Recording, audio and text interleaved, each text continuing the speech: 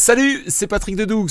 Aujourd'hui, j'ai un invité exceptionnel qui va nous parler d'investissement financier. Oui, vous êtes hyper nombreux de nous demander et j'ai pris le meilleur, Mounir de chez Finari. Salut Mounir. Salut Patrick. Si je devais te définir, est-ce que tu es entrepreneur, investisseur, trader? En fait, on ne sait pas très bien qui tu es. Écoute, je me définis comme youtubeur en ce moment. Bon. C'est un peu ma seconde nature comme toi d'ailleurs. Ouais. Je pense qu'on est un peu tombé dans la marmite par hasard. Mais il se trouve que moi, j'ai été assez frustré pendant longtemps de ne pas avoir d'éducation financière. Et je me suis fait mon éducation. J'ai beaucoup regardé de contenu anglais. Oui. Et je me suis dit à un moment, en fait, c'est des contenus qui devraient exister en français. Et donc, j'ai créé cette chaîne YouTube dans le cadre de mon entreprise Finari. Mais voilà, donc je suis entrepreneur qui est devenu youtubeur. Ok, bon, super. Alors aujourd'hui, on va plutôt parler d'entrepreneurs ou de futurs entrepreneurs et de cet aspect financier qui est un petit peu nébuleux. Parce que c'est vrai qu'en France, moi j'ai quand même observé que la plupart des personnes, les particuliers mettent en livret A ou tout simplement laissent dormir l'argent et les entrepreneurs font à peu près les mêmes choses. Et c'est pour ça que je t'ai demandé de venir pour que tu puisses nous parler de la façon dont on peut avoir des stratégies d'un point de vue financier. Pour toi, quelles sont les grandes fondations justement lorsqu'on est entrepreneur et qu'on a un petit peu d'argent? Qu'est-ce qu'on doit faire? Je pense que la base, d'ailleurs c'est des principes qui s'appliquent autant à un entrepreneur qu'à un particulier. Ouais. La première notion, c'est que tu ne peux pas investir si tu ne génères pas un excédent de trésorerie ou de revenus. Donc, il faut déjà que tu gagnes plus que ce que tu ne dépenses. Ça paraît extrêmement basique, mais... Ou que tu ne dépenses pas plus que ce que tu gagnes. Voilà, exactement. Exactement. Ça marche dans les deux sens. Mais il faut pas aller trop vite en besogne. Donc, déjà, est-ce que vous avez un budget à l'équilibre? Si la réponse est non, eh bien, on oublie, on arrête la vidéo et on reviendra plus tard. Si la réponse est oui, vous avez le droit de continuer. La deuxième chose à faire, c'est d'ailleurs pour ça qu'on a créé la chaîne YouTube Finari, c'est d'investir dans ses connaissances. Je pense que c'est, comme tu l'as dit, très vaste, la finance. Il y a beaucoup de choses. Il y a beaucoup de mauvaises idées. Il y a beaucoup de pièges, en fait, dans lesquels on va tomber. Et je dirais que, naturellement, le système est fait pour te piéger. Parce que, en fait, les grands acteurs, les grandes banques, etc., vont te vendre des choses qui sont généralement très rentables pour elles et très peu pour toi. Mais sauf que, vu que c'est vendu par une grande institution, on va avoir tendance à avoir confiance. Donc, il faut déjà comprendre ce qu'on fait. Et donc, ça vaut le coup de vraiment investir dans son éducation financière. Et là, il n'y a pas de secret, franchement. Ça ne sert à rien d'acheter une formation sur Internet. Ça ne sert à rien de partir à Dubaï pour essayer de faire un coup rapide. Il y a des livres, il y a des vidéos gratuites, il y a des blogs qui sont super. Franchement, il y a ta chaîne qui est bien. Il y a beaucoup de choses qui sont disponibles gratuitement. Et en fait, avec ça, tu vas commencer à t'éduquer. Et le troisième point, c'est qu'à un moment, c'est bien la théorie, mais il va falloir passer à la pratique. Et là, je vois vraiment c'est un peu un monde, tu vois, c'est un aller sans retour. Je dis souvent, les gens qui commencent à investir, c'est ceux qui ont qui sont passés du côté clair de la force. Et ils vont se planter. C'est pas très grave. Moi aussi, je me suis planté. Je pense que tu as fait aussi des investissements qui n'étaient pas terribles. Oui, on en parle moins que ceux qui ont bien marché, on va dire. Voilà, exactement. Mais par contre, l'important, c'est pas vraiment de se planter, mais c'est plutôt d'en tirer les bonnes leçons. Et donc, ce que je recommande, c'est la théorie et assez rapidement de passer à la pratique avec des petits montants et donc de ne pas faire des choses qui peuvent mettre à risque. Mais vraiment, j'insiste sur l'éducation, c'est bête, mais en France, on est les champions d'Europe de l'épargne. On épargne en moyenne 17% de nos revenus disponibles. C'est énorme. C'est énorme, mais on est vraiment les cancres de l'investissement. Le produit d'investissement le plus populaire en France, c'est le livret A, tu l'as dit. Oui. Le deuxième produit le plus populaire, c'est le compte courant. Oui, donc ça n'a aucun sens en fait. C'est ne rien faire. C'est ne rien faire et c'est donner en gros de l'argent aux banques qui, elles, par contre, vont le placer. Donc il y a vraiment un énorme gap et je pense qu'il faut aussi démystifier la chose. Avant qu'on lance l'enregistrement, tu me disais il faut qu'on parle d'argent, il faut qu'on... Oui, c'est pas un tabou. C'est pas un tabou. Moi, je viens d'une famille où c'était un tabou et ben, j'ai aucun problème aujourd'hui à le mettre sur la table et à en parler en long, en large et en travers. Ouais. Et ce que je vois, c'est qu'il y a d'un côté l'ancien monde qui me dit c'est un tabou, il ne faut pas l'évoquer, attention, les Français ne sont pas prêts. Et après, il y a la réalité. Tu vois, je suis venu te voir à Lyon. Là, il y a des gens qui m'ont remercié dans le train pour les vidéos. Et ces gens-là, en fait, ils avaient envie de sauter le pas, ils ne savaient pas comment faire. Ben, voilà. Internet est passé par là. Et aujourd'hui, en fait, ce qui était réservé à une élite peut-être qui allait à l'université aujourd'hui est accessible à n'importe qui. Donc c'est vraiment c'est assez génial, mais c'est le tabou de l'argent, c'est fini. Et je pense qu'en France, on va rentrer dans une période, dans un âge d'or de l'investissement. Oui. Pourquoi ? Parce qu'en fait, on n'a pas le choix. Celui qui n'investit pas aujourd'hui, il délègue quelque part la gestion de ses finances à l'État. Et je pense que c'est plutôt un très mauvais pari. L'État a un track record de ne pas gérer correctement ses comptes. Si l'État était une entreprise, elle aurait déposé le bilan depuis très longtemps. Ouais. Donc mieux vaut prendre son destin en main et mieux vaut le faire le plus tôt possible. Ouais, c'est pour ça que je te parlais de ne pas avoir plus de dépenses que de recettes. Donc là, ce que tu es en train de me dire, globalement, c'est que toute personne qui croit uniquement en la retraite pourrait avoir des surprises lorsqu'il va devoir partir à la retraite. Et le problème, c'est qu'on n'a qu'une seule vie. Et donc, il faut peut-être... a priori, oui, à part les chats. Mais de façon très concrète, il faut mieux prendre son destin en main, histoire au moins d'avoir une porte de secours au cas où. Exactement. Et je pense aussi que, tu vois, je reviens à la génération de mes parents, et je pense aussi à la génération de tes parents. Ouais. Un choix de carrière assez logique, c'était je termine mes études, je travaille pendant très longtemps, probablement dans la même entreprise, et ensuite je pars à la retraite, et là je vais vraiment profiter à fond. Oui. Aujourd'hui, tu demandes à quelqu'un qui a 20 ans quel est son rêve, il ne va pas te dire c'est de prendre une retraite à 65 ans ou 64. Son rêve, c'est probablement d'être indépendant, de faire ce qu'il veut. C'est pas d'arrêter de travailler du tout en réalité. C'est plutôt de faire ce qu'il a envie de faire avec les gens qu'il aime, etc. Et donc c'est vrai que la meilleure façon de le faire, ça, c'est de commencer à mettre son argent au travail. Et ceux qui comptent sur la retraite, je pense qu'ils vont avoir une très mauvaise surprise parce que ce qui va se passer, c'est qu'on va remonter l'âge de la retraite, on va raboter le montant qui est versé et on va augmenter les cotisations. Donc en fait, on va être piégé assez rapidement. Et c'est là où l'entrepreneur, en réalité, il a un avantage énorme. Et on en avait parlé quand tu étais venu chez moi. C'est que l'entrepreneur, il décide. Il peut se verser une rémunération ou pas. Il peut se verser des dividendes ou pas. Il décide des flux. Tout à fait. Le salarié, lui, il est coté impôt sur le revenu. Et ça, on le sait, c'est quand même assez punitif en France. Il a un salaire. L'impôt sur le revenu, il ne décide pas véritablement, sauf en ayant quelques réductions par-ci par-là, mais il y en a peu. Il y en a peu en réalité qui sont intéressantes. Alors que les chefs d'entreprise, effectivement, les rémunérations... ils modulent. Il y a 30, 40 formes de rémunération possibles, autres que le salaire et les dividendes. Donc justement, quand tu es entrepreneur, comment tu fais cette séparation entre le patrimoine, on va dire, privé et les finances privées et les finances professionnelles? Il y a un peu deux cas. Il y a les gens qui sont en micro-entreprise et il y a les autres. Micro-entreprise, tu vois, je pense que déjà maintenant, tu es obligé d'avoir un compte bancaire si tu dépasses un seuil de chiffre d'affaires, il me semble, sur 2 ans, quelque chose comme ça, 10 000 euros. Tout à fait. Ouais. Donc si tu es dans ce cas-là, tu es obligé de le faire, mais c'est aussi de l'hygiène quelque part, de séparer la compta de sa boîte et tout le reste. Si tu as envie de vraiment développer ton activité, je pense qu'il faut assez rapidement quand même créer évidemment une société et réfléchir à avoir une holding qui va détenir les titres. Et là, tu vois, il y a des choses qui sont assez étonnantes. Je pense que tous les entrepreneurs aujourd'hui qui créent une société devraient apporter les titres jour 1 à leur holding. Ça devrait même pas être débattable en fait. Ça coûterait moins cher déjà ? Ça coûterait beaucoup moins cher. Ça coûterait un peu plus cher au début parce qu'il faudrait créer une holding, mais aujourd'hui, tu vois, ça coûte très peu cher. Tu peux le faire en ligne sur plein de sites qui sont très bien. Mais en réalité, là où c'est très surprenant, c'est que quand tu vas voir un avocat, il va pas forcément te le suggérer.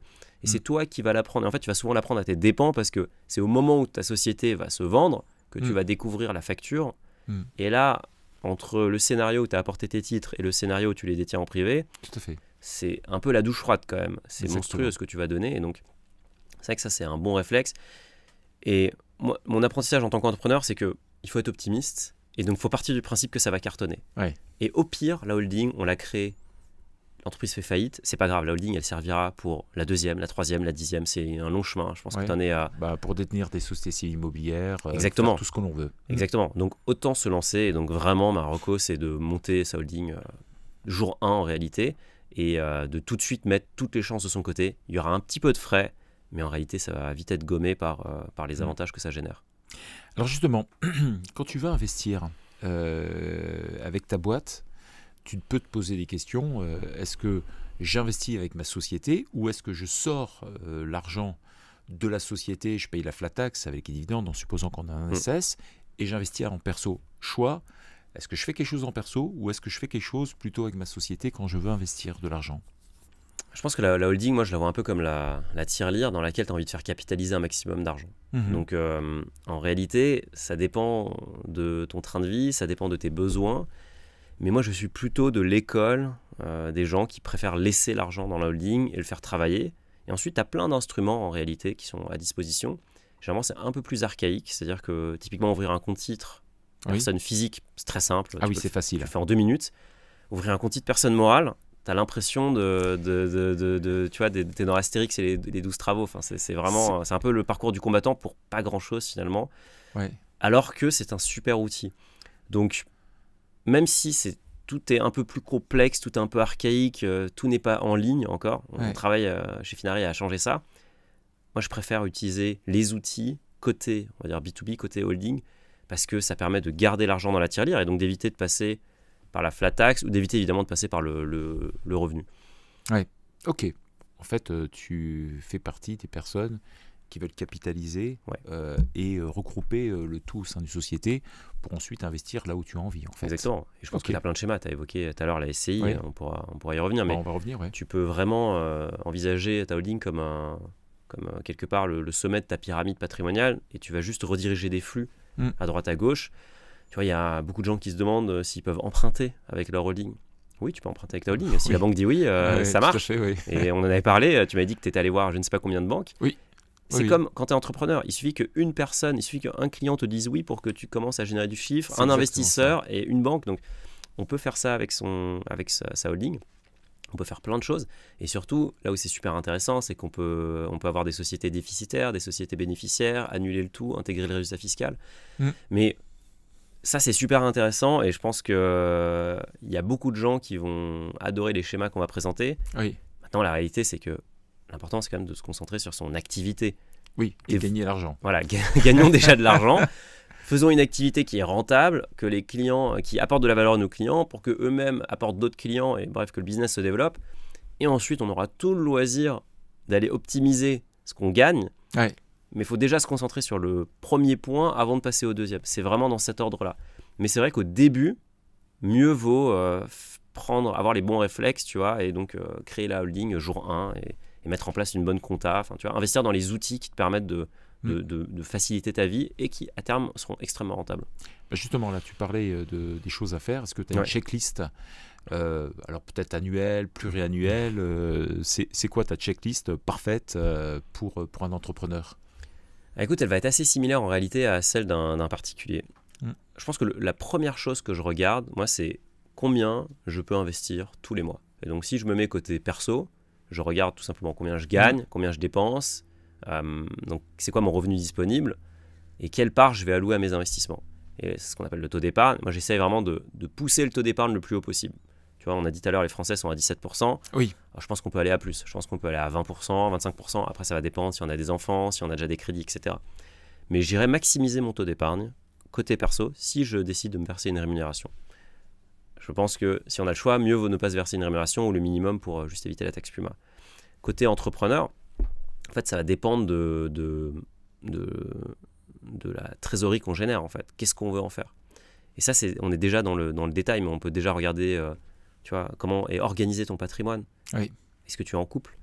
Est-ce que tu es marié? Est-ce que tu as un contrat de mariage? Ça, c'est indispensable de mettre en place un contrat de mariage. Si tu es pacsé, c'est quoi le régime qui s'applique? Est-ce que tu as des enfants? Est-ce que tu as mis en place un testament? C'est un peu morbide. Mais en fait, autant anticiper ça. Surtout pour ceux qui sont pacsés.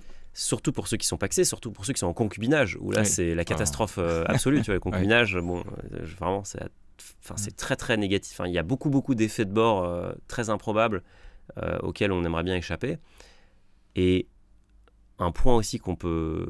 pour résumer, il faut juste faire je pense que ça vaut le coup vraiment d'aller voir un notaire si on n'a jamais fait l'exercice. Voir un notaire pour voir ce qu'on va pouvoir mettre en place. Est-ce qu'on peut faire des donations? Est-ce qu'on peut démembrer un bien immobilier? Enfin bref, il y a plein de choses à faire. C'est un peu du cas par cas, mais je dirais que le B à bas, c'est tout simplement de définir sa capacité d'épargne personnelle, c'est définir sa capacité d'épargne professionnelle, Et ensuite, c'est de mettre des investissements en face de nos objectifs. Et les objectifs, généralement, c'est assez vaste ou c'est assez flou. Donc, moi, ce que je vois comme objectif dans la communauté Finari, qui je pense a pas mal d'overlap avec la communauté Dougs, c'est que les clients veulent avoir plus d'argent, concrètement. Donc c'est ça l'objectif. C'est l'objectif. Sans définir un niveau. Je pense que oui, tu as envie d'avoir le premier million si tu n'es pas encore millionnaire. Ensuite, tu te dis qu'une fois que tu es millionnaire, j'aimerais peut-être avoir 10 millions. Enfin, tu vois, ou si tu as 0, tu aimerais aller à 100 000. Parce qu'il y a quand même cet effet des intérêts composés. On dit souvent les 100 000 sont les premiers 100 000 sont les plus durs. C'est vrai. Si tu fais 10% sur 1 million d'euros, tu viens de faire 100 000 euros. Si tu fais 10% sur 1 000 euros, tu as gagné 10 euros, c'est super. Mais, enfin 100 euros, pardon, tu as gagné 100 euros. Mais c'est vrai que c'est actif égal, l'impact n'est pas le même. Donc, il y a vraiment ce temps à prendre pour tu vois, commencer à accélérer la création de richesse. Mais je vois pas assez généralement d'objectifs, je vois plutôt des gens qui ont envie de mettre leur argent au travail, qui ont une certaine capacité à prendre du risque. C'est extrêmement important de se poser cette question. Si demain ton portefeuille perd 20% en 3 jours, ou en 1 semaine, ou en 2 semaines, comment tu réagis? On a pu tester... voilà. Donald Trump nous a fait un petit test. Il nous a fait un crash test, et c'était assez intéressant. On a vu, tu vois, les data chez Finari. Il y a pas mal de gens qui ont quand même vendu. Et c'est probablement des gens qui disaient « Ah non, moi je suis à l'aise en fait avec ça ». Donc, on a tendance à surestimer notre capacité à prendre du risque. Donc, déjà, il faut la moduler. Et le test, il est assez simple. C'est si le marché baisse de 20%, est-ce qu'on remet au pot? Est-ce qu'on vend ou est-ce qu'on attend? Si on vend, c'est probablement qu'on n'est pas prêt à prendre beaucoup de risques. Et c'est pas grave. Du coup, il faut juste mettre des investissements qui correspondent à notre profil de risque en face. Et donc, ça va plutôt être des investissements qui sont peu volatiles. Et il y en a plein. Le fonds en euros, les obligations, le monétaire, le livret A qui est finalement pas un investissement, mais qui est une façon de stocker de l'épargne en attendant autre chose. L'immobilier aussi est beaucoup moins volatile par nature. Parce qu'une transaction immobilière, ça met 9 mois à se déboucler, donc forcément. Mais c'est important de réfléchir à où est-ce qu'on veut aller. Et ensuite, de se dire à quelle vitesse on aimerait arriver. Parce que du coup, c'est ça qui va définir derrière les investissements qu'on va mettre en place. Et tu vois, si je donne mon exemple, moi je suis prêt à prendre énormément de risques. Je suis assez insensible à la volatilité, mais ça fait 15 ans que j'investis. Donc, forcément, je ne recommande pas à tout le monde de faire ce que je fais. Ne reproduisez pas ça chez vous. Donc moi, je perds 50% finalement sur mon patrimoine boursier. C'est pas très grave. Je verrais ça comme une énorme opportunité d'achat. Mais parce que j'ai fait beaucoup d'erreurs par le passé, j'ai appris, mais aujourd'hui, je suis très à l'aise avec ça. Si on débute, moi, je propose d'y aller pas à pas. Donc toi, tu fonctionnes à l'inverse de la majorité des gens, parce que la majorité des gens, quand les cours baissent, vendent. Tout à fait. Ils n'achètent pas. Et quand les cours montent, ils se dépêchent d'acheter. Toi, tu fais le contraire. Moi, je fais le contraire. Mais quand les prix baissent dans les magasins, les gens se précipitent dessus. Ça s'appelle les soldes. Donc, c'est ça. Et en fait, tu as envie de dire, le prix de l'actif a baissé. Alors, tu peux dire, le prix de l'actif a baissé parce qu'en fait, le marché a enregistré une nouvelle information. Mais on a vu que pendant le Covid, on a cru que c'était la fin du monde et qu'on allait revenir à l'âge de pierre. Et en fait, on s'est dit, ah non, en fait, on annule tout. On reprend l'avion maintenant et le pétrole, c'est génial. Et en fait, on a effacé la baisse en très peu de temps. Oui, c'est vrai. Et d'ailleurs, c'était assez intéressant de voir qu'il y a vraiment une génération Covid. Il y a 1 million de Français qui ont commencé à investir en bourse en 2020-2021. Je me souviens plus quand c'était exactement, mais j'ai fait un blackout. C'est 2020-2021. Ça a duré assez longtemps. Et puis il y a eu 22, je crois aussi. Il y a eu 22, il y a eu plusieurs saisons. Il y a des saisons. Donc c'était pas terrible, franchement. Si ça pouvait, ça s'est arrêté, tant mieux. Et donc il y a 1 million de Français qui se sont mis à investir en bourse. Et en fait, ce qu'on a vu, c'est que là où les professionnels ont été quand même assez effrayés, en fait, les particuliers se sont dit, allez, on y va. Maintenant, on saute le pas.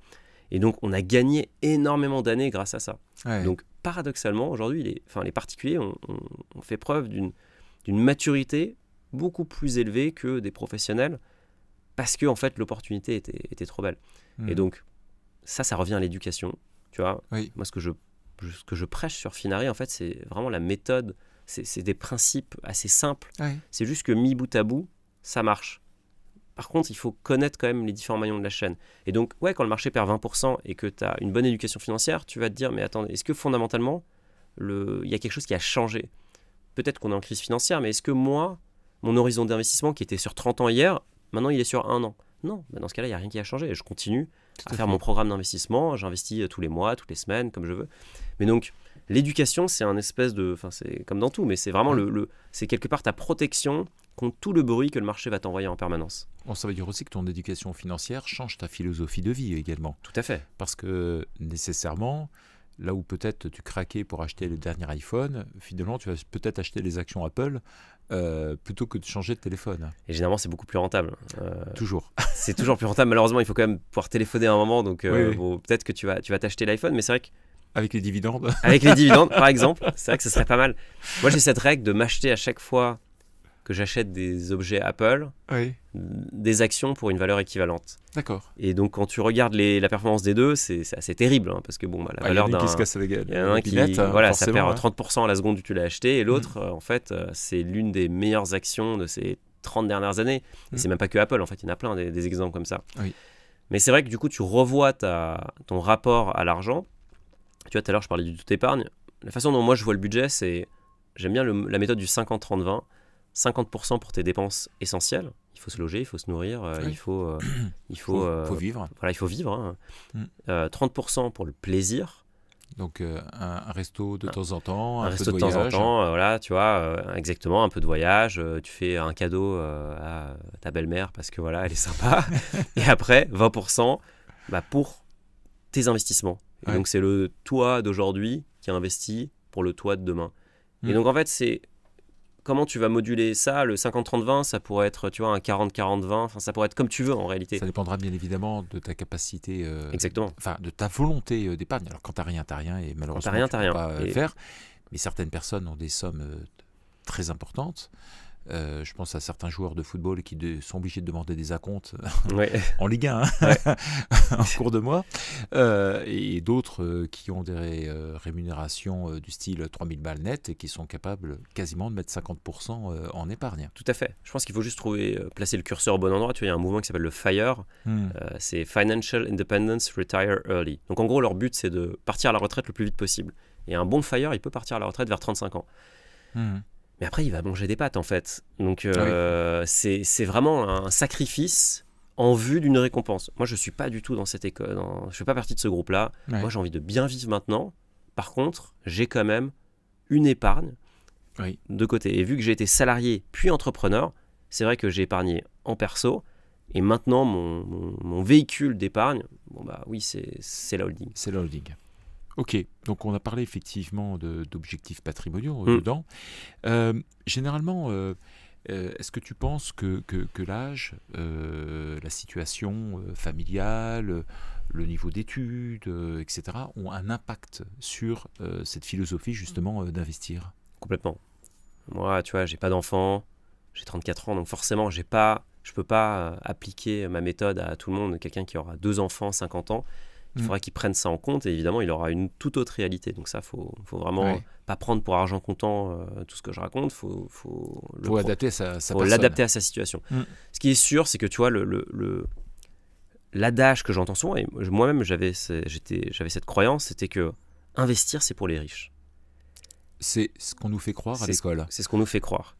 Sauf que, et tu le sais aussi bien que moi, Patrick, les riches, ils investissent pour rester riches. Les autres, il faut qu'ils investissent pour le devenir. Donc c'est très différent en réalité. Ça n'a rien à voir dans la philosophie.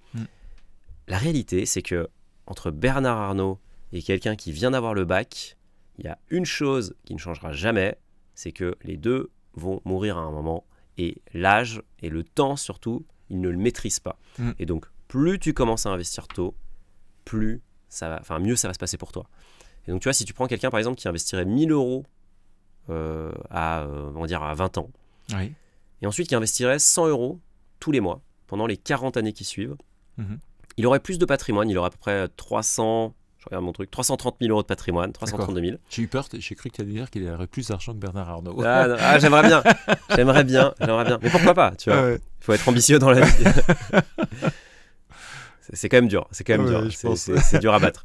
Donc, il aurait 332 000 euros au bout de 60 ans. 1 000 euros au départ, 100 euros tous les mois. On va prendre quelqu'un qui, lui, commence à investir beaucoup plus tard. Tu vois. C'est-à-dire plus que la retraite. C'est-à-dire au demeurant. Ouais, tout à fait. 332 000. Déjà, on ne te la donne pas directement, en versement. Et je pense que par rapport à la durée de la vie, etc., ça ne fera pas. Et avec 100 euros. Avec, exactement, 1 000 euros puis 100 euros. Donc, je pense que c'est quand même à la hauteur de pas mal de... Enfin, c'est à la portée de pas mal de gens. Oui. Ensuite, tu vas prendre quelqu'un qui, lui, va dire, il va s'y mettre très tard, il va s'y mettre à 30 ans, et il va, ou à 40 ans, on va dire, et il va investir 50 000 euros d'un coup, parce que ça fait, tu vois, il vient de voir la vidéo, il s'est dit, bon, bah allez, voilà, j'ai rien fait, c'est pour moi, j'y vais, boum, 50 000 euros. Et ensuite, il va aussi investir 100 euros tous les mois, pendant les 20 années qui vont suivre. Ouais. Et donc, lui, il va arriver à 287 000 euros. Moins. Donc, beaucoup moins. Pourquoi ? Parce qu'en fait, il y a ce qu'on appelle la puissance des intérêts composés. Alors, la légende dit que Einstein l'aurait décrite comme la 8e merveille du monde. Je pense que c'est faux, mais c'est pas grave. C'est pas grave. Ouais. Warren Buffett en parle tout le temps. Oui. L'idée, c'est simplement de dire que on va générer des intérêts sur des intérêts, et donc plus on s'y met tôt, plus on a l'espèce d'effet boule de neige. Et c'est vrai que c'est assez difficile de s'en rendre compte, tu vois. Quand on me le présentait, quand j'ai commencé à investir, vu que t'as pas grand-chose, tu génères pas grand-chose sur pas grand-chose, bah ça fait toujours pas grand-chose. Oui. Après 15 ans, c'est vrai que tu vois la puissance du système. Ça met du temps à se mettre en place. Et c'est un peu ça la philosophie de l'investissement. C'est que les meilleures stratégies, elles sont très ennuyeuses, elles sont très long-termistes, mais ça marche. Et donc, ouais, effectivement, c'est pas ce qui va être vendu sur YouTube, c'est pas ce que la banque va vous proposer, mais la réalité, c'est que ça marche. Et en fait, ce qui est généralement le plus rentable, c'est aussi ce qui paraît le plus risqué. Typiquement, tu vois, la bourse, ça paraît très risqué, spécifiquement le marché action. On est bien d'accord, ouais. Enfin, aux yeux des gens qui débutent, ça fait même peur. C'est un casino, en fait. C'est comme ça que les gens le perçoivent. J'imagine effectivement les gens qui ont misé sur des actions américaines. Voilà. La veille du crack, du mini-crack de Donald Trump, ils ont pris moins 30%. Ils se sont dit, ça y est, tout est foutu. Exactement. J'ai tout perdu, ma vie est ruinée, je le savais, j'aurais pas dû y aller, etc. Voilà. Sauf qu'en fait, c'est quoi la bourse ? Le marché action. Le marché action, c'est tout simplement des entreprises qui ont décidé de se coter afin de lever de l'argent et d'organiser un marché ou de profiter d'un marché sur lequel des acheteurs et des vendeurs peuvent échanger des titres librement. Ils se rencontrent, ça s'appelle une bourse, et c'est tout simplement ça. Le sous-jacent de la bourse, ça reste quand même des vraies entreprises qui font du vrai chiffre d'affaires. Alors, pas toutes, mais qui font du vrai chiffre d'affaires pour celles qui sont rentables. LVMH, typiquement, est coté en bourse. Enfin, LVMH pourrait être une société privée. Donc là, toi... Comme Rolex, par exemple. Comme Rolex, exactement, qui appartient à une fondation, qui est une entreprise incroyablement rentable, et évidemment, qui est inaccessible. Mais la chance avec la bourse, c'est qu'on peut détenir un petit bout d'entreprises qui sont fabuleuses, Apple, LVMH, Nvidia, tout ce qu'on veut, sans jamais y travailler, sans jamais faire aucun effort. Et historiquement, typiquement, tu parlais de la bourse américaine, sur les 100 dernières années, parce que ça existe quand même depuis un petit moment, la bourse aux États-Unis, il y a eu 2-3 crises entre-temps. Oui, celle de 29 notamment. Celle de 29 notamment, qui a été terrible, qui est vraiment la mère de toutes les crises. On a fait une vidéo dessus d'ailleurs, allez la regarder, c'est assez terrible en réalité ce qui s'est passé. Ça a d'ailleurs complètement détruit la croyance des Américains dans la bourse, mais ils se sont quand même relevés. Comme quoi. Mais en tout cas, sur les 100 dernières années, le rendement annualisé, malgré des crises cataclysmique. 1929, je crois qu'on perd 87%. Donc c'est, enfin bref, tout le monde est ruiné. C'est vraiment la misère absolue. 10% de rendement annualisé. Par contre, ce qu'il faut regarder, c'est que on peut faire moins 40% une année et plus 40% l'autre. Et c'est ça qu'il faut être prêt à encaisser. C'est cette volatilité, c'est la variation des performances. Mais sur le long terme, quelqu'un qui investit en bourse américaine de 20 ans, je me mouille un petit peu, n'a jamais perdu d'argent. Peu importe le point d'entrée. Plus de 25 ans, j'en suis sûr, plus de 20 ans, il faudrait revérifier. Mais ce qu'il faut retenir, c'est que c'est le très long terme. Et comment on peut savoir si on n'achète pas le pic de la bulle et que derrière, on va se prendre une crise énorme ? Eh bien, on étale ses investissements. On ne sait pas. Et comment on peut savoir si Nvidia va faire mieux que Tesla ? Eh bien, on n'en sait rien non plus. Et celui qui vous dit qu'il sait, c'est un menteur, ou alors c'est Merlin l'Enchanteur, je ne sais pas. Voilà. Mais en tout cas, il a une boule de cristal. Donc, plutôt que d'acheter des titres individuels, moi, ce que je préfère, c'est acheter ce qu'on appelle des ETF, qui sont tout simplement des paniers d'actions. C'est un peu comme une playlist. Et donc l'ETF, il va répliquer toute une série d'actions qui composent un indice. Donc typiquement en France, on entend souvent parler du CAC 40. C'est les 40 plus grosses sociétés françaises cotées en bourse, parce qu'il y en a plein qui sont très rentables et qui sont complètement privées. Et donc plutôt que d'acheter Air Liquide ou Total, on va acheter les 40. Et historiquement, le CAC 40 fait une performance de 8% de rendement annualisé. Et faire ça, ça va éviter de tomber sur la boîte qui va se casser la gueule, mais ça va aussi nous empêcher d'acheter la boîte qui va faire plus 1000%. Mais c'est pas grave, parce que nous, on est des investisseurs long terme, on pense que le marché est efficient, on pense qu'on n'a aucun avantage par rapport à des professionnels. Et donc, plutôt que d'essayer de trouver la pépite, on se dit on va acheter le marché au global. Et c'est ça la stratégie hyper ennuyeuse. Et ça, je peux le faire en perso, je peux le faire en professionnel, en pro, via mon compte titre personne morale, via mon contrat de capitalisation. Il y a plein de façons de le faire. Donc, c'est accessible dans les deux cas. Et la stratégie, fondamentalement, c'est la même. C'est investissement régulier sur le long terme, sur des paniers diversifiés d'actions. Ça, c'est une partie. Après, il y a d'autres instruments qui sont disponibles. Mais la bourse, pour moi, c'est vraiment le moteur du patrimoine. En France, on adore la pierre parce que c'est concret, parce que ça existe. L'immobilier, oui. Je pense que tu as de l'immobilier. L'immobilier, c'est quand même énormément de problèmes très factuels, en fait. De façon très claire, c'est des problèmes que tu n'avais pas avant d'acheter de biens immobiliers. Exactement. Et tu te dis, tiens, en fait, là où moi j'étais locataire, j'avais une fuite d'eau, j'appelais le propriétaire et il envoyait quelqu'un. Maintenant, c'est à moi de gérer. C'est à moi de payer, surtout. Et puis, on en parlait tout à l'heure, on est quand même dans un pays où le budget est systématiquement déséquilibré. Et donc, où est-ce qu'on va les taper s'il faut renflouer les caisses? Mais on va les taper sur l'immobilier à chaque fois. Parce que l'immobilier, tu ne peux pas le déplacer. Oui, ton immeuble dans le 3e, il est là. On a vu la MNP. Moi, ce que je trouve fascinant, en tous les cas... qui reste intéressant, je pense, d'ailleurs. Ouais, qui reste du bon tout à fait. Dessus. Ce qui compte, c'est d'ailleurs c'est pas la fiscalité, c'est le sous-jacent, enfin l'actif, et ensuite le traitement fiscal. Mais on n'investit jamais pour défiscaliser. D'ailleurs, le mot défiscalisation, c'est simple. Quelqu'un qui vous dit « je vous permets de défiscaliser », vous dites merci monsieur, merci madame, au revoir, et vous partez. Il faut fuir, mais néanmoins, beaucoup de salariés sont tombés dans le panneau parce que, comme il y a très peu de choses sur lesquelles ils peuvent avoir des réductions d'impôts, c'est assez fascinant. Je me souviens notamment des défiscalisations sur des programmes immobiliers de vacances.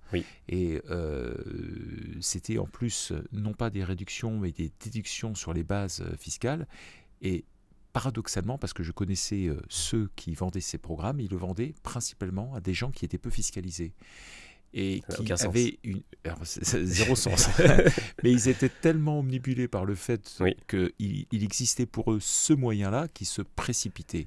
Et c'est vrai que c'est assez extraordinaire. Moi, ce que je trouve fascinant, Mounir, c'est que tu es en train de nous expliquer que la bourse, enfin, selon toi, finalement, ça prend pas de temps, parce que si tu acceptes l'idée de laisser longtemps les creux comme les vagues, finalement, ça prend pas un temps infini. Donc, tu n'es pas au téléphone en train de changer, de regarder tes ordinateurs et puis d'essayer de faire toutes les 5 minutes des allers-retours sur les actions. Non, je pense qu'il y a l'image d'Épinal du trader. Oui. Qui fait rêver, évidemment. Tu vois, moi, quand j'étais étudiant, je voulais travailler en salle de marché, je voulais devenir sales. Le sales, c'est le commercial du trader. C'était Michael Douglas à Wall Street effectivement, Michael Douglas m'a peut-être influencé. Voilà, j'étais peut-être j'étais très naïf à l'époque. Mais en tout cas, moi, j'ai fini mes études en pleine crise financière. Et je peux te dire qu'à l'époque, il n'y a personne ou très peu de banques qui embauchaient. Mais c'était fini, en fait. Et surtout, en fait, le trading était en train de passer d'un trading qui était, on va dire, humain à un trading qui était 100% informatisé. Et donc, ceux qui gagnaient la bataille, c'est les ingénieurs. C'était pas les gens qui sortaient d'école de commerce. Moi, j'avais fait une école de commerce. Donc, j'ai vite compris que, d'une part, c'était pas pour moi, mais j'ai aussi vu comment ces gens-là travaillaient. Et c'est d'une sophistication qui est quand même extrême. Donc, penser qu'un particulier peut battre le marché, c'est possible. Mais ça demande un travail titanesque. Et donc, si j'ai le choix entre travailler sur mon entreprise, mon activité, et aller jouer au trader, au cambiste ou je ne sais quoi, tous les jours, je préfère ça. Et moi, je suis très à l'aise avec le fait que ma stratégie, elle soit super ennuyeuse. J'ai une ligne sur mon PEA, j'en ai un peu plus, mais j'ai du stock picking, mais la vaste majorité de mon PEA, c'est une ligne, c'est un ETF. Et donc, on me dit souvent, mais attendez, c'est pas du tout diversifié, ça, c'est fou. Mais c'est une ligne dans laquelle il y a 500, 1000, 1500 titres, puisque c'est un fameux ETF. Donc, c'est assez c'est hyper diversifié en réalité. Et en plus, ça c'est l'autre sujet qui est clé. Tu parlais des programmes d'investissement type Pierre et Vacances et compagnie. C'est le problème de ces programmes. Pourquoi les gens te les vendent? Pourquoi les gens les vendaient? C'est pas parce que ils voulaient sauver la Vierge et l'orphelin, c'est parce qu'ils voulaient prendre des frais. Et les ETF, pourquoi personne n'en parle dans la banque, dans l'agence bancaire ou chez votre conseiller? C'est parce qu'il n'y a pas de frais. Il y a très peu de frais. C'est-à-dire que quelqu'un qui vous vend un ETF, il ne sera pas payé pour ça. Donc, il ne gagne pas sa croûte. En France, 95% des conseillers en gestion de patrimoine sont rémunérés par le client. C'est-à-dire que, sont rémunérés par le producteur. C'est-à-dire que le client ne paye rien, génial, j'ai eu un conseil, c'était gratuit. Mais quand c'est gratuit, c'est toi le produit. Le conseiller va vous vendre un produit, en fait, c'est le producteur de ce produit financier qui va le rémunérer. S'il vend un ETF, eh ben, il gagne 0. Oui, parce que c'est des actions. Voilà, et parce qu'en fait, les frais sont trop bas. Les frais d'un ETF, ça va être 0,10, 0,20, 0,30% par an. Mais il n'y a pas de gras là-dedans. Par contre, il va vendre souvent, au lieu d'un ETF, il va vendre ce qu'on appelle un fonds mutuel, un OPC, et il va vous dire, voilà, ça c'est un super fonds, regardez, le gérant est super fort, il est super intelligent, il a toute une équipe et tout, et en plus il est très beau. Donc, vous avez ce super fonds qui, lui, va prendre 2% de frais par an. Mais on va se dire, bah oui, l'humain va toujours battre un ETF débile qui va juste reproduire qui va littéralement faire comme le marché. Et ben non, en fait, statistiquement, il y a entre 85 et 95% des gérants professionnels, donc avec des analystes, avec beaucoup d'expérience, avec l'accès direct à tous les dirigeants des boîtes qui veulent, avec des traders, avec enfin, tout ce qu'on veut, tout un aéropage de gens qui n'arrivent pas à battre le marché. Et donc ces gens-là, ils vont facturer 2% pour faire moins bien qu'un ETF qui facture 0,20%. Et donc sur ces 2%, il y a 1% qui va aller à la personne qui vous l'a vendu. Et c'est pour ça qu'on nous vend les mauvais produits. Donc généralement, si on est bien éduqué, eh bien évidemment, on va gérer soi-même son argent. On peut déléguer la gestion de son argent, il n'y a aucun problème. Et il y a des très bons conseillers en gestion de patrimoine. C'est juste que si on travaille avec un conseiller, c'est comme dans tout dans la vie, il vaut mieux comprendre ce qu'on fait. Et donc, il faut passer par la case éducation. Et si le conseiller a des bons conseils à donner, génial. Par contre, on y va en connaissance de cause. Et on ne tombe pas dans le piège des frais. Et on ne tombe pas dans le piège aussi d'acheter quelque chose parce que c'est un beau packaging. Oui, tout à fait. Ok. Et les ETF, ce sont des actions physiques ou des représentations? Je crois qu'il y a les deux. Il y a les deux, Il y a les deux. Alors là, enfin, tu vois, ça va être. Une préférence Ouais, moi j'ai une préférence. C'est comme, tu vois, sucré ou salé. Bah, moi, je préfère l'ETF physique. Toujours. Donc, en fait, les Américains, je crois, c'est quasi obligatoire. Les Américains adorent les ETF physiques parce que les ETF ont été créés dans les années 50 par quelqu'un qui s'appelle Jack Bogle, qui a créé une société qui s'appelle Vanguard. D'ailleurs, c'est assez intéressant parce que Jack Bogle a créé Vanguard et la fortune de Jack Bogle était relativement modeste, alors que Vanguard, c'est le deuxième plus grand gérant d'actifs au monde. Larry Fink, qui a créé BlackRock, qui est le plus grand gérant d'actifs au monde, lui, il a une fortune qui est quand même légèrement supérieure. On parle de, je pense, plusieurs dizaines de milliards. Donc, c'est pas du tout le même niveau. Donc, Jack Bogle avait vraiment cette envie de démocratiser l'investissement. Et ça, c'est quand même assez beau. Parce que d'ailleurs, avant, il était gérant actif, c'est-à-dire qu'il prenait beaucoup de frais et il s'est rendu compte que c'était casse-gueule, ça marchait pas. Mais donc, les Américains aiment les ETF à réplication physique. Ça veut dire quoi? Ça veut dire que si on achète, par exemple, le CAC 40, on va littéralement détenir tous les titres du CAC 40. C'est très simple. Si on achète un ETF à réplication synthétique, qui est plutôt un produit européen, eh bien, on va, dans ce cas-là, acheter un panier d'actions et on va échanger la performance contre un autre panier d'actions. On va se dire, mais c'est complètement débile, pourquoi on ferait ça? Eh bien, on fait ça pour contourner les règles. Donc, typiquement, sur un PEA, plan épargne en action, qui est, je pense, la meilleure enveloppe pour une personne physique, pour investir en bourse. Pourquoi? Parce qu'on peut l'avoir sans frais, il y a un avantage fiscal qui est conséquent, parce qu'on ne paye pas d'IR après 5 ans si on n'a pas retiré de fonds. Je peux que investir dans des actions européennes. Et donc, les gens des banques d'investissement se sont dit, mais attendez, les investisseurs en PEA, on aimerait bien leur donner accès aux actions américaines. Comment on peut faire? Eh bien, on va acheter un panier d'actions européennes et on va échanger la performance via ce qu'on appelle un swap, un produit dérivé, contre celle du S&P 500, par exemple, qui est l'indice boursier principal. Donc, on ajoute un petit risque en plus dans cet ETF, qui s'appelle le risque de contrepartie. C'est un risque qui va faire un peu peur quand on débute, mais en réalité, je pense que c'est un peu un non-sujet parce que c'est un produit dérivé qui est très très simple. Donc, ce n'est pas du tout un produit dérivé similaire aux subprimes qui ont fait exploser Lehman Brothers, Bear Stearns et la moitié des banques américaines, en fait. Donc, à choisir, mieux vaut favoriser les ETF à réplication physique. D'ailleurs, c'est ce qu'on va systématiquement proposer chez Finari. Mais quand on n'a pas le choix, comme sur un PEA, autant prendre un ETF à réplication synthétique pour quand même pouvoir s'exposer à la zone géographique qui nous intéresse. Et c'est vrai que historiquement, l'Europe, ce qu'il faut bien voir, c'est que si toi, tu es entrepreneur en France, tu factures tes clients en euros, tu as la majorité de ton patrimoine qui est probablement en France ou en Europe.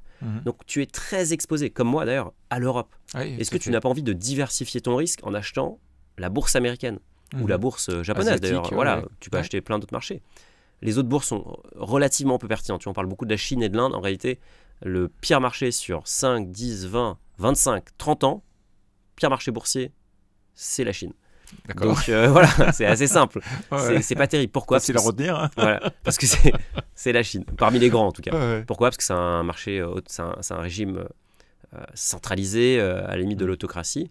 Et donc forcément, il y a beaucoup de changements un peu aléatoires et ça fait peur aux investisseurs. Les investisseurs, il y a des corrections, voilà, il y a des corrections politiques voilà, qui viennent d'en haut et donc des gens disparaissent et le marché déteste l'incertitude. Donc c'est pas un marché libre et donc forcément c'est sanctionné en bourse. Ça veut pas dire que la Chine et l'Inde ne sont pas des pays qui ont un potentiel fabuleux et je pense qu'on est déjà complètement à la ramasse par rapport à eux. Mais ce qui est sûr, c'est que quand on est entrepreneur, ça peut être intéressant de vouloir se diversifier et de s'exposer à d'autres pays, à d'autres monnaies. Et ça, c'est vrai que la bourse américaine, c'est le véhicule principal de création de richesse. Pourquoi? Parce qu'aux États-Unis, c'est là où il y a le plus d'épargne. Il y a des fonds de pension. Il n'y a pas de fonds de pension en France, malheureusement. Donc, il y a juste une épargne énorme, énormissime. Et c'est vrai que c'est un aimant à capitaux.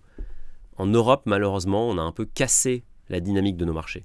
Donc, ça peut être intéressant quand même de s'exposer un petit peu à l'Europe. Mais c'est vrai que si on veut aller sur via son PEA sur les marchés américains, on est obligé de passer par un ETF synthétique. Mais ce qu'il faut retenir, c'est que ce n'est pas dramatique. L'important, c'est de prendre un ETF chez un émetteur de très bonne facture. Un émetteur, c'est la société de gestion. Ça va être un BlackRock, un Amundi, ça va être un Xtrackers. Ça, c'est des sociétés ou BNP. C'est des sociétés qui ont pignon sur rue. Tout le monde connaît BNP, qui gère des milliards et des dizaines de milliards, des centaines de milliards littéralement. Bon, bah, c'est ça qui compte en fait. C'est la signature de l'émetteur et après le mode de gestion, enfin le mode de réplication. Si on a le choix, on prend physique, mais bon. Malheureusement, dans certains cas, on est obligé de passer en synthétique. Quelles sont les pires erreurs qu'un entrepreneur peut faire en matière d'investissement financier? Je pense déjà laisser sa trésorerie sur son compte courant. Ne rien faire. Ne rien faire, voilà, comme d'hab. Se verser du salaire très rapidement. Parce qu'en fait, il va passer par la case IR, cotisation sociale, etc. Enfin, ça dépend comment il s'est embauché, mais ça va être très lourd et généralement, c'est pas très intéressant. Mieux se verser du dividende, tu l'évoquais tout à l'heure. Oui, du dividende, moi j'appelle ça, il y a plein d'autres astuces qu'on a traitées dans des vidéos, que j'appelle ça l'hygiène fiscale. Exactement. Comme se laver les dents, il faut passer par certaines étapes avant même d'imaginer de prendre du salaire et des dividendes. C'est quasiment le b.a.-ba. Ouais, voilà, c'est vraiment la base. Ça revient d'ailleurs à l'éducation. C'est ça. Enfin, tu peux demander à ton comptable de le faire pour toi, mais tu as quand même envie de pouvoir le challenger. Et ce que je vois quand même, je pense que tu vois la même chose, c'est que les grands entrepreneurs, c'est quand même des gens qui maîtrisent tous les aspects de leurs entreprises, mais aussi de leur outil patrimonial qui est souvent leur holding ou même leur multiple holding. Tout à fait. Donc il faut que tu aies vraiment une connaissance qui soit quand même assez pointue. Je pense que l'autre énorme erreur, c'est déléguer la gestion et faire confiance aveuglément. Parce que là, ce qui va se passer généralement, c'est qu'on va se retrouver avec des trucs bourrés de frais. Et donc il faut vraiment faire attention à maîtriser, à comprendre ce qu'on fait et ensuite à investir en fonction de son profil de risque. Typiquement, investir dans des produits qui sont peu liquides, ça peut paraître intéressant parce que le rendement est important, mais il faut bien se rendre compte qu'on ne peut pas sortir. L'immobilier, c'est un produit qui est peu liquide, surtout en ce moment. Surtout ces temps-ci, effectivement. Voilà. Donc, ça l'est toujours. Ça l'a toujours été, mais en plus, malheureusement, aujourd'hui, il y a peu d'acheteurs. C'est compliqué, effectivement. Le marché est bloqué par le crédit, et donc il faut avoir conscience que si tu as un produit dont tu ne peux pas sortir, eh bien, tes fonds sont bloqués. Donc, tu vois, typiquement, tout à l'heure, je parlais de la pyramide patrimoniale. J'aime beaucoup cette illustration.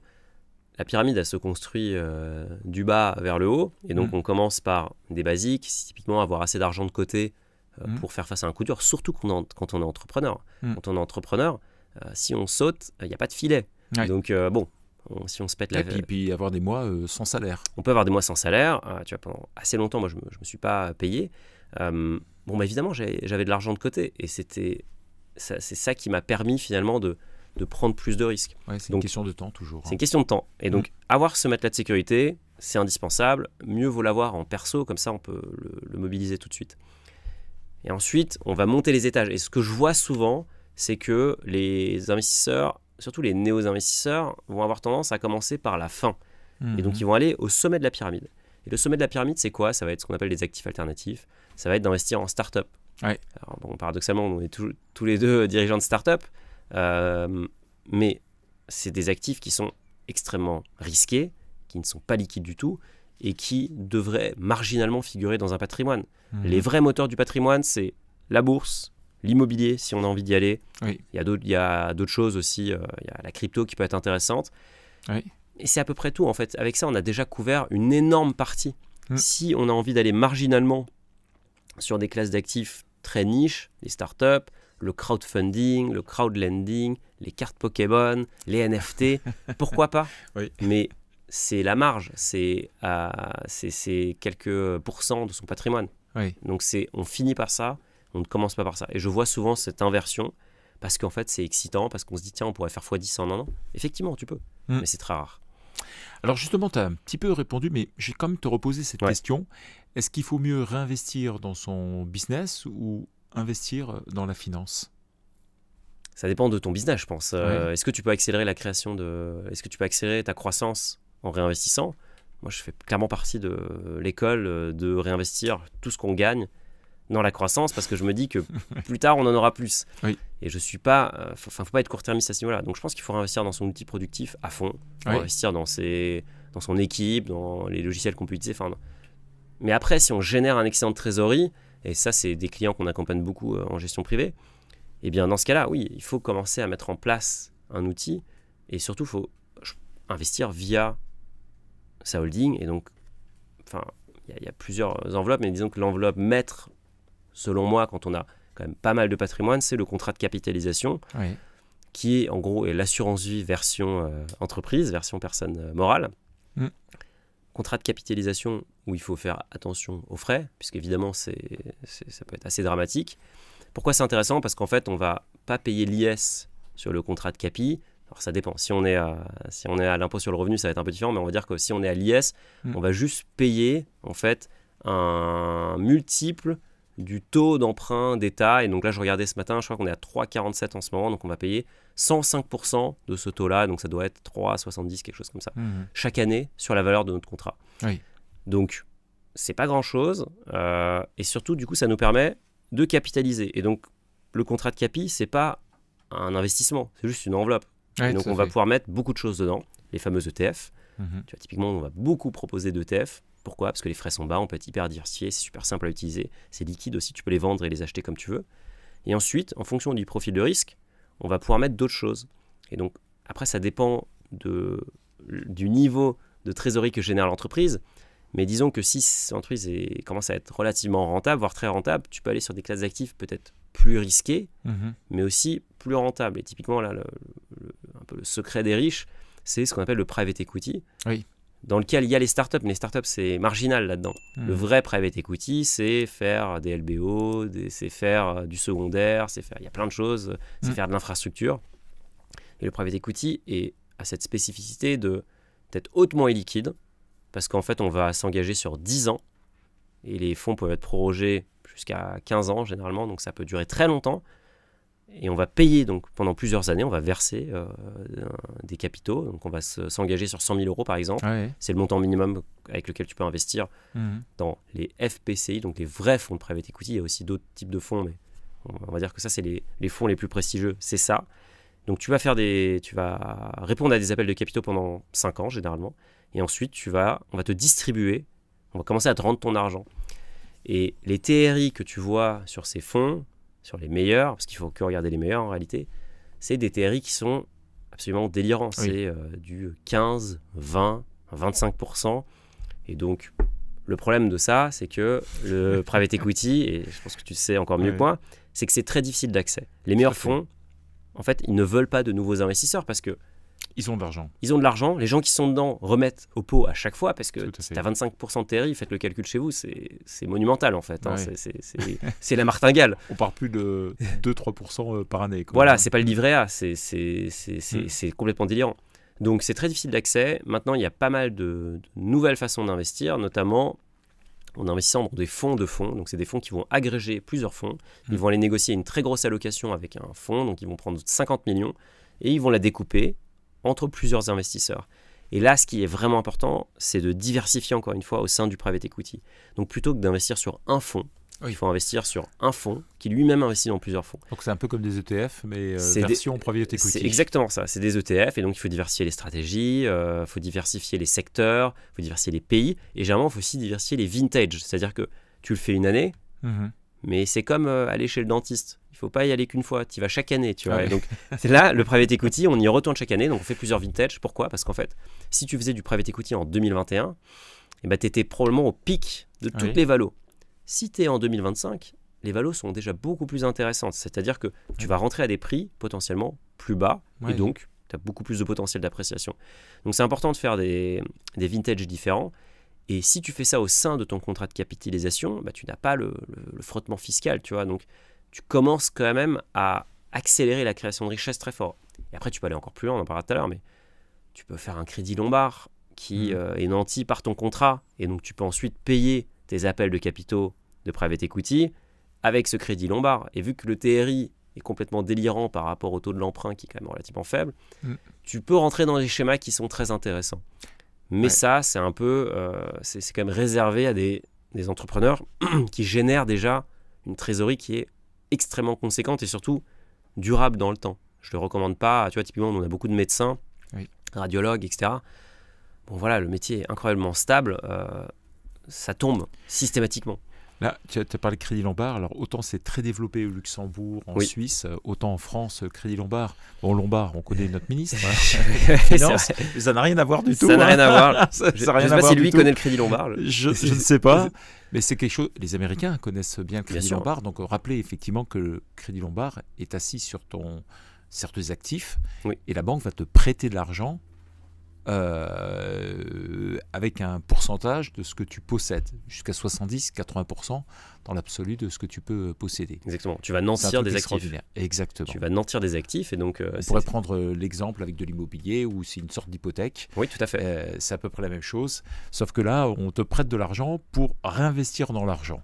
Exactement. C'est un truc extraordinaire. Et théoriquement, tu peux réinvestir ton crédit Lombard dans ton contrat de capitalisation. Donc, tu viens d'augmenter le montant, donc tu peux réemprunter et réinvestir. Et recommencer. Alors tu peux le faire plusieurs fois de suite. Et donc tu te dis, mais c'est quoi le catch ? Enfin, c'est quoi là, le piège ? Bah, le piège, c'est que tu peux quand même être piégé par un crédit Lombard parce que, tu l'as dit, tu vas avoir un pourcentage de la valeur de ton contrat. D'ailleurs, on a parlé du contrat de capitalisation, il est dur à dire ce mot. Contrat de capi, mais tu peux aussi le faire sur un compte titre. Tu peux aussi théoriquement le faire sur ton PEA. De ce que j'ai vu, c'est que le crédit Lombard pour un particulier, tu peux le faire à partir de 100 000 euros sur un compte. Voilà. Tu peux le faire sur une assurance vie aussi d'ailleurs, aucun problème. Nous, tu vois, typiquement, le minimum qu'on va prêter via notre banque dépositaire, c'est 250 000 euros. Donc, c'est-à-dire le contrat, lui, il est plutôt à 350 000, 400 000 euros. Donc, ça commence quand même à faire des sommes considérables. Je ne sais pas si tu avais vu Elon Musk qui a payé, je crois, l'année dernière ou il y a 2 ans, le plus d'impôts de l'histoire des États-Unis. Mais Elon Musk, habituellement, lui, il vit à crédit en fait grâce à un Lombard. Comme Jeff Bezos, comme tout le monde en fait, ils font tout ça. Même, je pense que Bernard Arnault le fait. En fait, ce qu'ils vont faire, c'est qu'ils vont nantir leurs titres. Tout à fait. Ils vont dire, voilà, JP Morgan, BNP, etc. Moi, j'ai tant de capital que je vais mettre sur un compte, je vais le bloquer, ça va être sous séquestre. Et en contrepartie, vous allez me donner 50, 60, 70% de la valeur. Et donc, tu peux pas payer d'impôt sur une dette. Non. Pour l'instant. Alors peut-être que ça va changer. Ne donne pas d'idée. Tout est possible. Voilà. Peut-être avec notre ministre des Finances, on barre justement. Peut-être que voilà, notre ministre éponyme va se saisir de ce beau sujet. Mais aux dernières nouvelles, tu ne payes pas d'impôt sur une dette. Et donc, en fait, tu peux ne jamais être fiscalisé. Parce que ce qu'il faut bien entendre, c'est que tu peux payer ton train de vie perso avec ces titres nantis. Tout à fait. Et donc là, tu rentres dans une dynamique qui est assez folle en réalité. Parce que ton entreprise génère du cash. Tu mets ton cash sur un compte titre, contrat de capi, peu importe. Tu prends un Lombard et ensuite tu finances ton train de vie. Alors, il faut faire attention, il y a consulter un fiscaliste. Mais du coup, à quel moment tu passes par la case fiscalité ? Bah, tu ne passes pas en fait. Alors, tu payes l'IS quand même, évidemment. C'est pas... Évidemment, oui. Mais tu es quand même dans une... Alors, tu peux faire des choses après assez sympas, tu peux faire une IP box, etc. Mais tu es quand même dans un schéma où tu accélères la création de richesse de façon assez fondamentale. Et donc, on revient un peu au début, tu vois. En France, on aime bien critiquer les riches et dire les riches ne payent pas beaucoup d'impôts. Mais oui, mais en fait, c'est parce que le système est biaisé en leur faveur, en réalité. Parce que les riches sont en société, alors que le reste, nous, les humbles mortels, eh bien, souvent, on va être salarié, donc on ne peut rien maîtriser. Et donc, quelque part, je trouve ça assez paradoxal que dans un État qui est plutôt de gauche, tape autant sur le salarié. Toi, si tu veux augmenter un salarié, tu veux lui donner 100 en plus, ça va te coûter 145. Oui, et lui, il va toucher derrière une fraction de ça. Comme moi je te dis souvent, on a cloné en fait les salariés, hein, c'est-à-dire que tu as un salarié que tu donnes et tu en as un autre qui n'existe pas et qui lui touche exactement la même chose entre les revenus salariales et les charges patronales et les différentes cotisations. Tu vois, c'est assez fou. Hier, j'en parlais avec des amis entrepreneurs, ils me disaient qu'ils avaient 80 000 euros de résultats qu'ils voulaient distribuer à leurs salariés. Et en fait, ils regardent s'ils peuvent faire de l'intéressement. C'est extrêmement compliqué en réalité. Ouais, on le fait au sein de Dougs. Mais tu vois, il faut quand même respecter tout un cadre. C'est très compliqué. Très compliqué. Évidemment, dès que tu es hors dehors du cadre, tu te fais aligner. Voilà. Donc là, t'inquiète que les contrôles sont toujours là. Donc finalement, ils trouvent un autre dispositif et les 80 000 euros se sont transformés en 35 000 euros pour les salariés. Et là, c'est quand même dur parce que tu dois dire à tes salariés que y a 60% qui viennent de partir à l'État. Non, à tes clones. Voilà, exactement. Donc c'est iRobot, tu vois. C'est le clonage qu'on a inventé fiscal en France. Donc si tu reviens à notre sujet qui est l'entrepreneur, la société, lui, il a quand même cet énorme avantage. Et effectivement, il a des hacks comme le Lombard. Et le Lombard, ça peut paraître vraiment un peu réservé à une élite, mais en réalité, tu peux le faire du coup, à partir de 100 000 euros. Voilà, à partir de 100 000 euros. Et tu l'as dit tout à l'heure, au Luxembourg, c'est extrêmement... c'est normalisé. Ah oui, la Suisse, pareil. La Suisse, pareil. Il faut savoir qu'un contrat de capi, tu peux le faire en France. Super. Fais-le plutôt au Luxembourg quand même. Parce que, d'ailleurs, le contrat de capi français est pareil que l'assurance vie française. C'est que le contrat d'assurance vie, c'est une créance sur l'assureur. Oui. Donc, quelque part, si tu as un contrat chez, je sais pas, AG2R, c'est que tu as confiance dans le bilan d'AG2R, qui est probablement très solide. Oui. Maintenant, un contrat d'assurance vie luxembourgeois, c'est en réalité ce qu'on appelle ça tombe dans le triangle de sécurité. Ton argent n'est pas une créance, mais il est chez une banque dépositaire qui est indépendante de l'assureur. Il y a l'assureur, la banque dépositaire et le régulateur qui va contrôler que tout se passe bien. Oui. C'est une autre dimension encore. C'est une autre dimension. Alors généralement, c'est pas accessible à partir de n'importe quel montant. L'assurance vie luxembourgeoise, tu vois, c'est 250 000 euros chez nous. Maintenant, ce qu'on voit, c'est que tu es quand même limité dans ce que tu peux faire et tu débloques un peu les super pouvoirs de l'assurance vie, notamment en termes d'instruments que tu peux mettre dedans, plutôt à partir de 500 000, voire 1 million d'euros. Donc ça reste quand même quelque chose pour les gros patrimoines. Pour les personnes qui ont plus d'argent. Le contrat de capi, c'est pareil. Nous, on voit que les contrats de capi en dessous de 500 000, ça coince quand même un peu parce que l'assureur n'a tout simplement pas envie de faire ce travail-là. Mais derrière, tu as l'énorme avantage du triangle de sécurité. Et l'autre avantage, vu qu'on parlait d'Éric Lombard, c'est qu'en France, il y a quelque chose qui s'appelle la loi Sapin 2. C'est comme un mauvais film, tu vois. Ouais. Il y a le 1, il y a le 2. Personne n'avait envie de voir le premier. Bon, ancien ministre de François Hollande. Exactement. Et donc lui, il a décidé qu'il fallait, en cas d'instabilité financière, pouvoir bloquer les rachats et les retraits. Donc là, tu te dis... les arbitrages et les rachats. Donc tu te dis, bon, c'est bizarre quand même. Ça veut dire que concrètement, qu'est-ce qui se passe ? Ça veut dire que concrètement, le jour où le Haut Conseil de stabilité financière appuie sur le bouton, tous les contrats sont bloqués. Oui. C'est fini. Et là, advienne que pourra. Ça peut durer 1 mois, ça peut durer 10 ans. On peut dire qu'en fait, maintenant, on va prendre 30% de tous les contrats pour renflouer les assureurs qui sont en faillite. On ne sait pas en réalité. Si tu es sur un contrat d'assurance vie luxembourgeois, ça ne peut pas arriver puisque tu es hors de ce scope-là. Oui. Et en plus, de toute façon, ton argent est chez la banque dépositaire. Donc même si l'assureur fait faillite, ce qui est arrivé récemment au Luxembourg, les assureurs luxembourgeois ne sont pas parfaits, eh bien, les fonds sont chez une banque dépositaire. Alors, l'opération ne s'est pas encore débouclée, donc a priori, on ne sait pas si ça va se passer comme ça devrait se passer. Mais bon, les Luxembourgeois, c'est quand même leur métier de faire de l'ingénierie financière, donc je ne suis pas spécialement inquiet.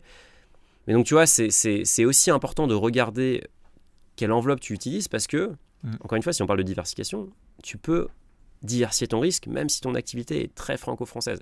Et le plus gros client de l'assurance vie luxembourgeois, c'est les Français. Oui, et les Italiens sont très loin derrière, il y a les Belges un petit peu, mais c'est vraiment nous le gros client. Oui. Parce qu'en fait, il y a beaucoup de gens qui n'ont plus confiance dans les assureurs et surtout dans la capacité de l'État à bloquer la retraite. Et puis il n'y a pas beaucoup de Luxembourgeois, c'est peut-être ça aussi. Voilà, il n'y en a pas trop. Il n'y en a pas trop, ouais, c'est pas faux. Investissement externe, tu vas me dire si c'est bien ou pas. T'es prêt ? Vas-y. C'est liste de questions. Alors, immobilier, perso ou SCI, nue propriété ou locatif, tu en penses quoi ?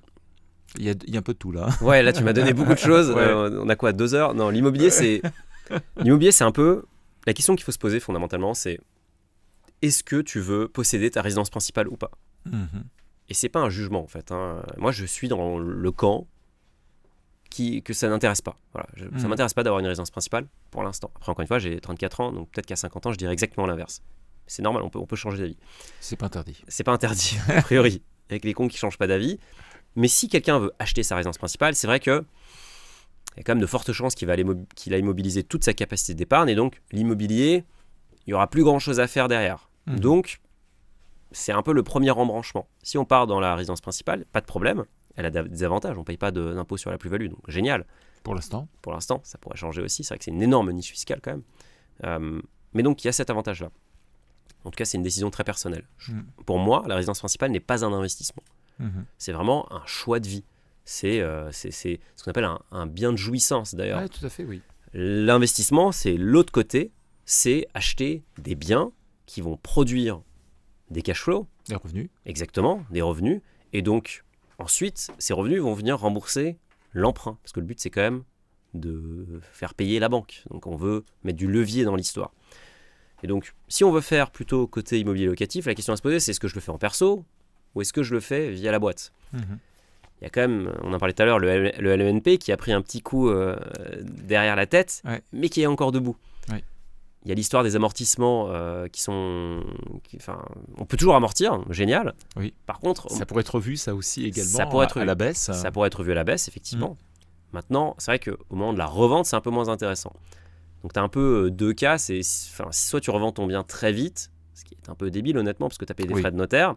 Soit tu le revends très tard. Et dans ce cas-là, alors, tu n'auras plus d'amortissement, donc tu seras probablement fiscalisé. Et donc, tu auras des revenus fonciers. Mais par contre, tu bénéficieras de la détention longue, etc. Enfin, tu connais beaucoup mieux, quoi. Et qui pourrait être revu aussi. Voilà. Normalement, peut-être loi de finances 2026 pourrait nous... Le millésime est prometteur. Ah voilà, le vintage. mais très bon. Hein. Mais je pense que tu vois, tu résumes bien le sujet. C'est que oui, l'immobilier, c'est génial. Et oui, en France, il y a cette image d'Épinal que les gens se sont enrichis via l'immobilier. Parce qu'avant, je ne sais pas si tu vois les mèmes sur Instagram où il y a marqué que des gens ont acheté un immeuble à Paris pour 2,50 francs. Tu vois les boomers qui dansent parce qu'ils ont acheté un immeuble à 2 francs. Et oui, c'est ça. Et c'est vrai que quand tes grands-parents te disent avant, cette parcelle-là coûtait rien, maintenant elle vaut 50 millions. Oui, c'est vrai. Et puis une époque où tu étais ouvrier, tu pouvais acheter ta résidence principale. Tu pouvais acheter ta résidence principale Paris, dans Lyon, dans Paris, dans Bordeaux. Aujourd'hui, tu es cadre supérieur. Si tu achètes un studio à Paris, c'est déjà que tu as... C'est le bout du monde. Ouais, exactement. Et donc, tu te fais taper dessus. Devant, derrière, tu vois, la taxe d'habitation a été supprimée. C'est la taxe foncière, la taxe d'habitation, je crois. Taxe d'habitation a été supprimée au début pour les plus modestes. Et maintenant pour quasiment tout le monde. Exactement. Mais la taxe foncière, elle a explosé, littéralement. Exactement. Et donc là, je voyais qu'il y avait des discussions pour remettre la taxe sur la table. Oui. Alors, évidemment de façon déguisée. Mais la taxe foncière ne diminuera pas. Voilà, elle ne diminuera pas. Il faut qu'on rassure tout le monde. Au moins, il y aura une stabilité là-dessus. Il y a vraiment une tendance de fond. Donc ça montre bien que l'immobilier, ça sera systématiquement taxé. Est-ce qu'on peut encore s'enrichir avec l'immobilier ? Absolument. Oui. On a la chance en France d'avoir des taux fixes. On n'est pas les seuls au monde, mais c'est vrai on fait partie de ceux qui peuvent en profiter. Donc tu t'endettes à 2%, mais c'est incroyable en fait. Exactement. J'avais une influenceuse hier dans l'immobilier, une jeune femme de 25 ans.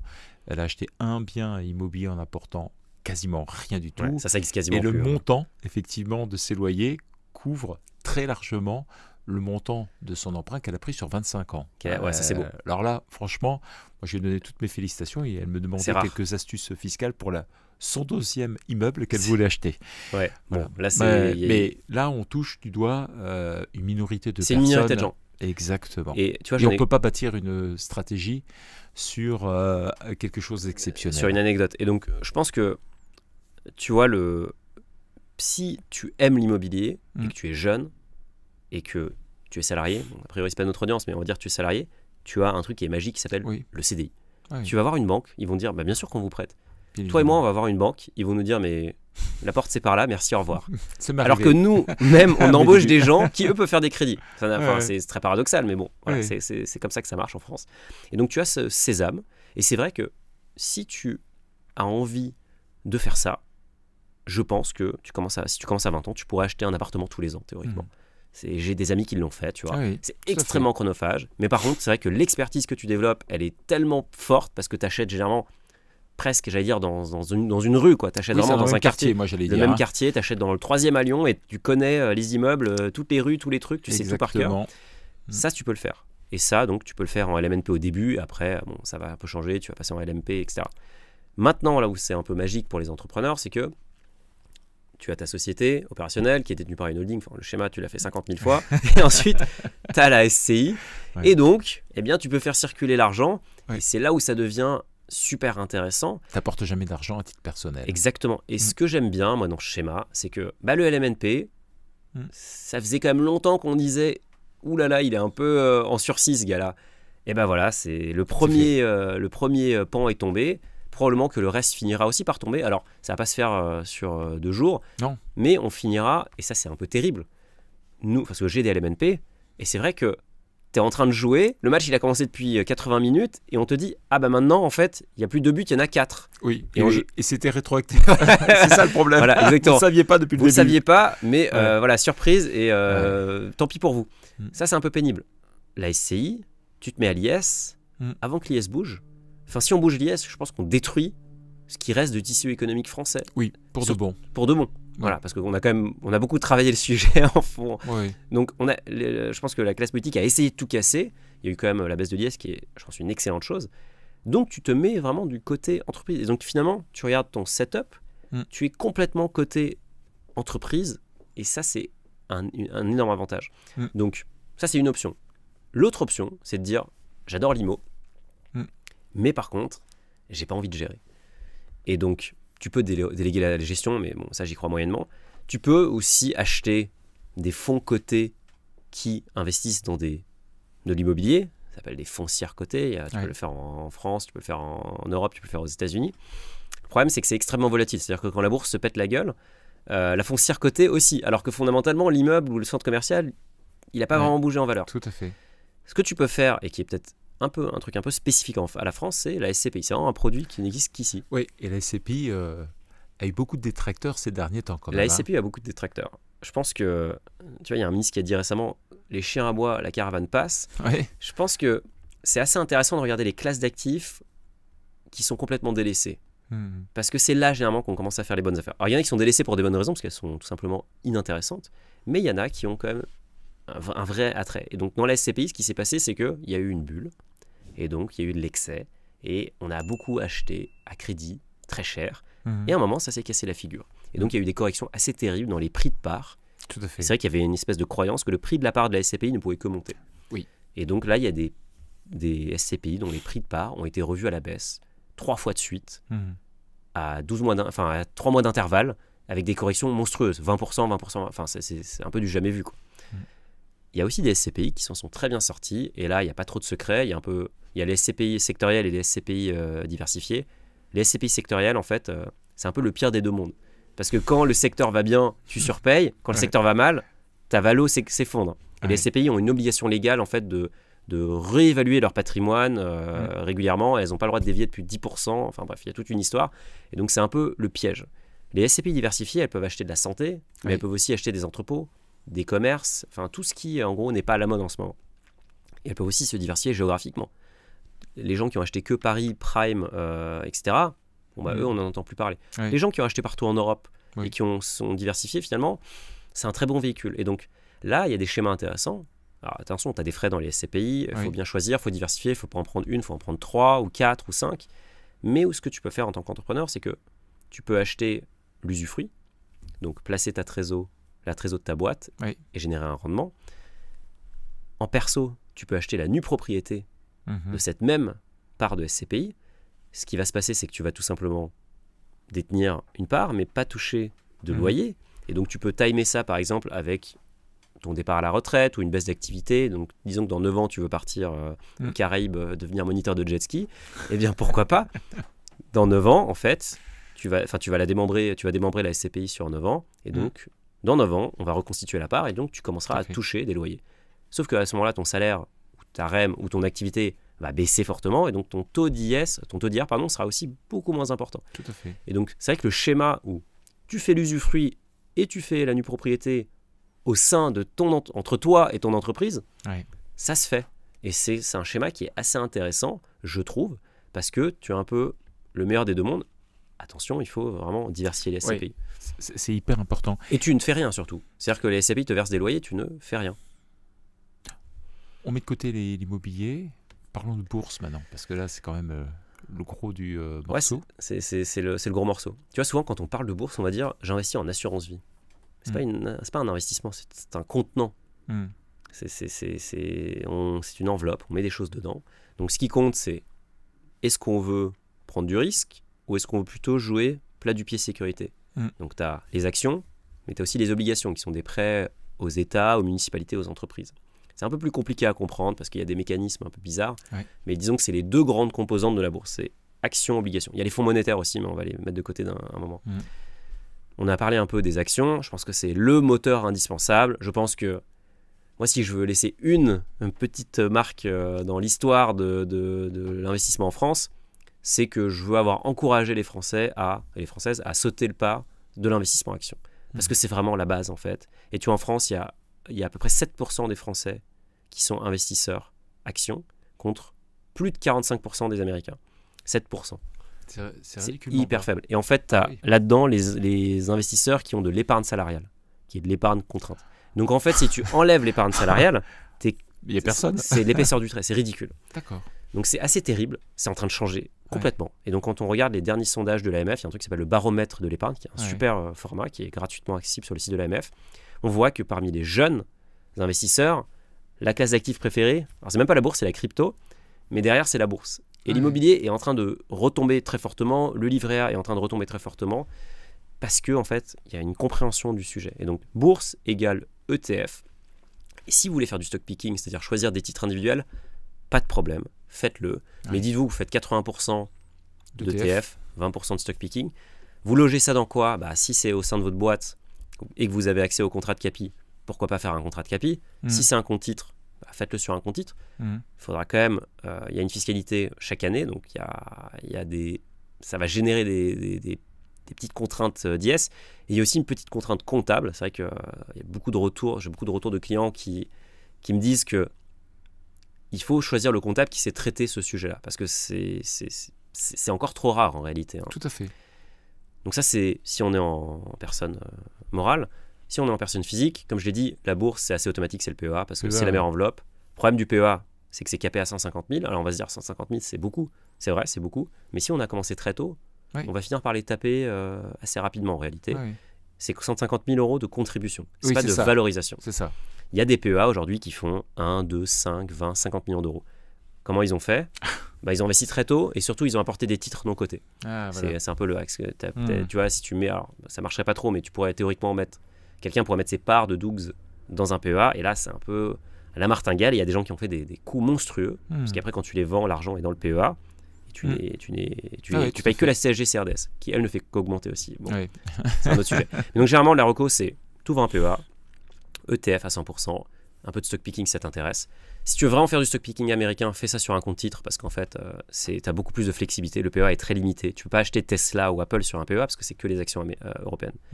L'assurance vie, je pense que c'est important parce que tu as un avantage de transmission, tu as un avantage fiscal quand même, et surtout c'est une enveloppe dans laquelle tu peux mettre à peu près n'importe quoi. Le PEA, c'est que les actions. Donc autant prendre date tout de suite et lancer le compte à rebours. Et là, ce qui est assez magique, c'est que sur l'assurance vie, tu peux mettre en place des prélèvements automatiques, donc ce qu'on appelle les versements programmés. Et donc tu n'as rien à faire. Tous les mois, l'assureur va venir te prélever 100, 200, 300 euros. Et je pense que tu sais comme moi, tu peux pas dépenser l'argent que tu ne vois pas. Donc plus c'est automatisé, mieux ça va se passer pour ton patrimoine. Ça te donne moins d'idées pour acheter des bêtises. Ça te donne moins d'idées, ça donne aussi moins envie d'aller acheter peut-être, je sais pas, tu vois, des trucs qui servent à rien. Et donc, quelque part, cet argent, vu que tu ne le vois pas, ça te manque pas.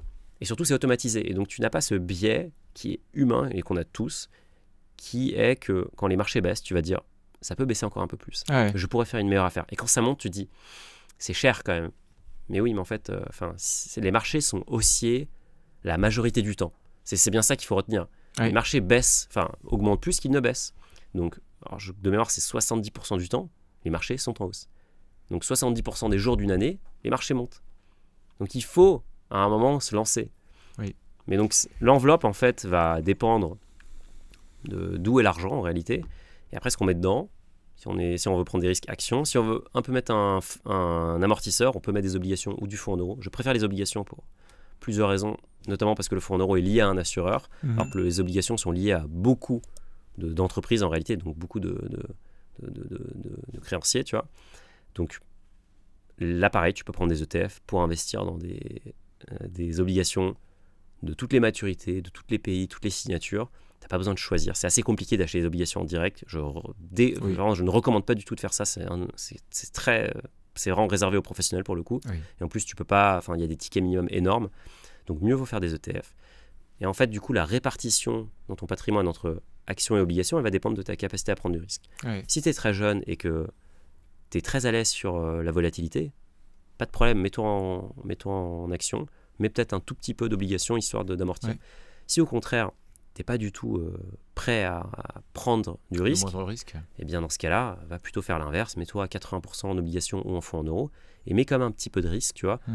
Même, je pense, quelqu'un qui est à la retraite, il devrait quand même avoir un petit moteur dans son patrimoine, parce que sinon, les obligations, tu vois, le rendement moyen, ça va être 4%, entre 4 et 5%. La bourse, on l'a dit, c'est entre 8 et 10%. Oui, c'est sûr. Donc quand tu es retraité, tu n'as peut-être pas besoin d'argent. Parce que le problème, c'est quand il y a besoin. Donc tu peux être jeune et avoir besoin de sortir de l'argent à un moment donné. Parce que dans ce système, en fait, encore, tout est une question de temps. Tout est une question de temps. Si tu n'as pas besoin d'argent, tu peux prendre tous les risques que tu veux dans l'absolu. Exactement. Et le temps joue en ta faveur. Oui. C'est plus le temps passe, plus statistiquement, tu as des chances de gagner. C'est simplement qu'avec les obligations, ton gain va être capé parce que, en fait, le marché est fait comme ça. Tout à fait. Avec les actions, ton gain va aussi être capé, surtout si tu achètes des paniers, mais tu vas peut-être aller chercher 2 fois plus de performance. C'est Warren Buffett qui dit plus tu restes longtemps à table, plus tu gagnes d'argent. Ouais, c'est ça. Il dit, tu vois, la bourse, c'est un mécanisme de transfert entre les impatients et les patients. Et Warren Buffett, tu vois, il y a une histoire assez marrante, c'est qu'il a acheté Amex il y a très longtemps, je crois, il y a plus de 60 ans. Et aujourd'hui, il touche plus de dividendes chaque année que ne lui a coûté la position. Et en fait, tu te dis, mais c'est un génie. Oui, alors oui, c'est un génie, probablement. Oui. Mais c'est aussi qu'il est extrêmement patient. Et il avait dit récemment que la performance de son fonds, de son véhicule, Berkshire Hathaway, c'est le résultat de 12 décisions d'investissement durant sa carrière. 12 décisions.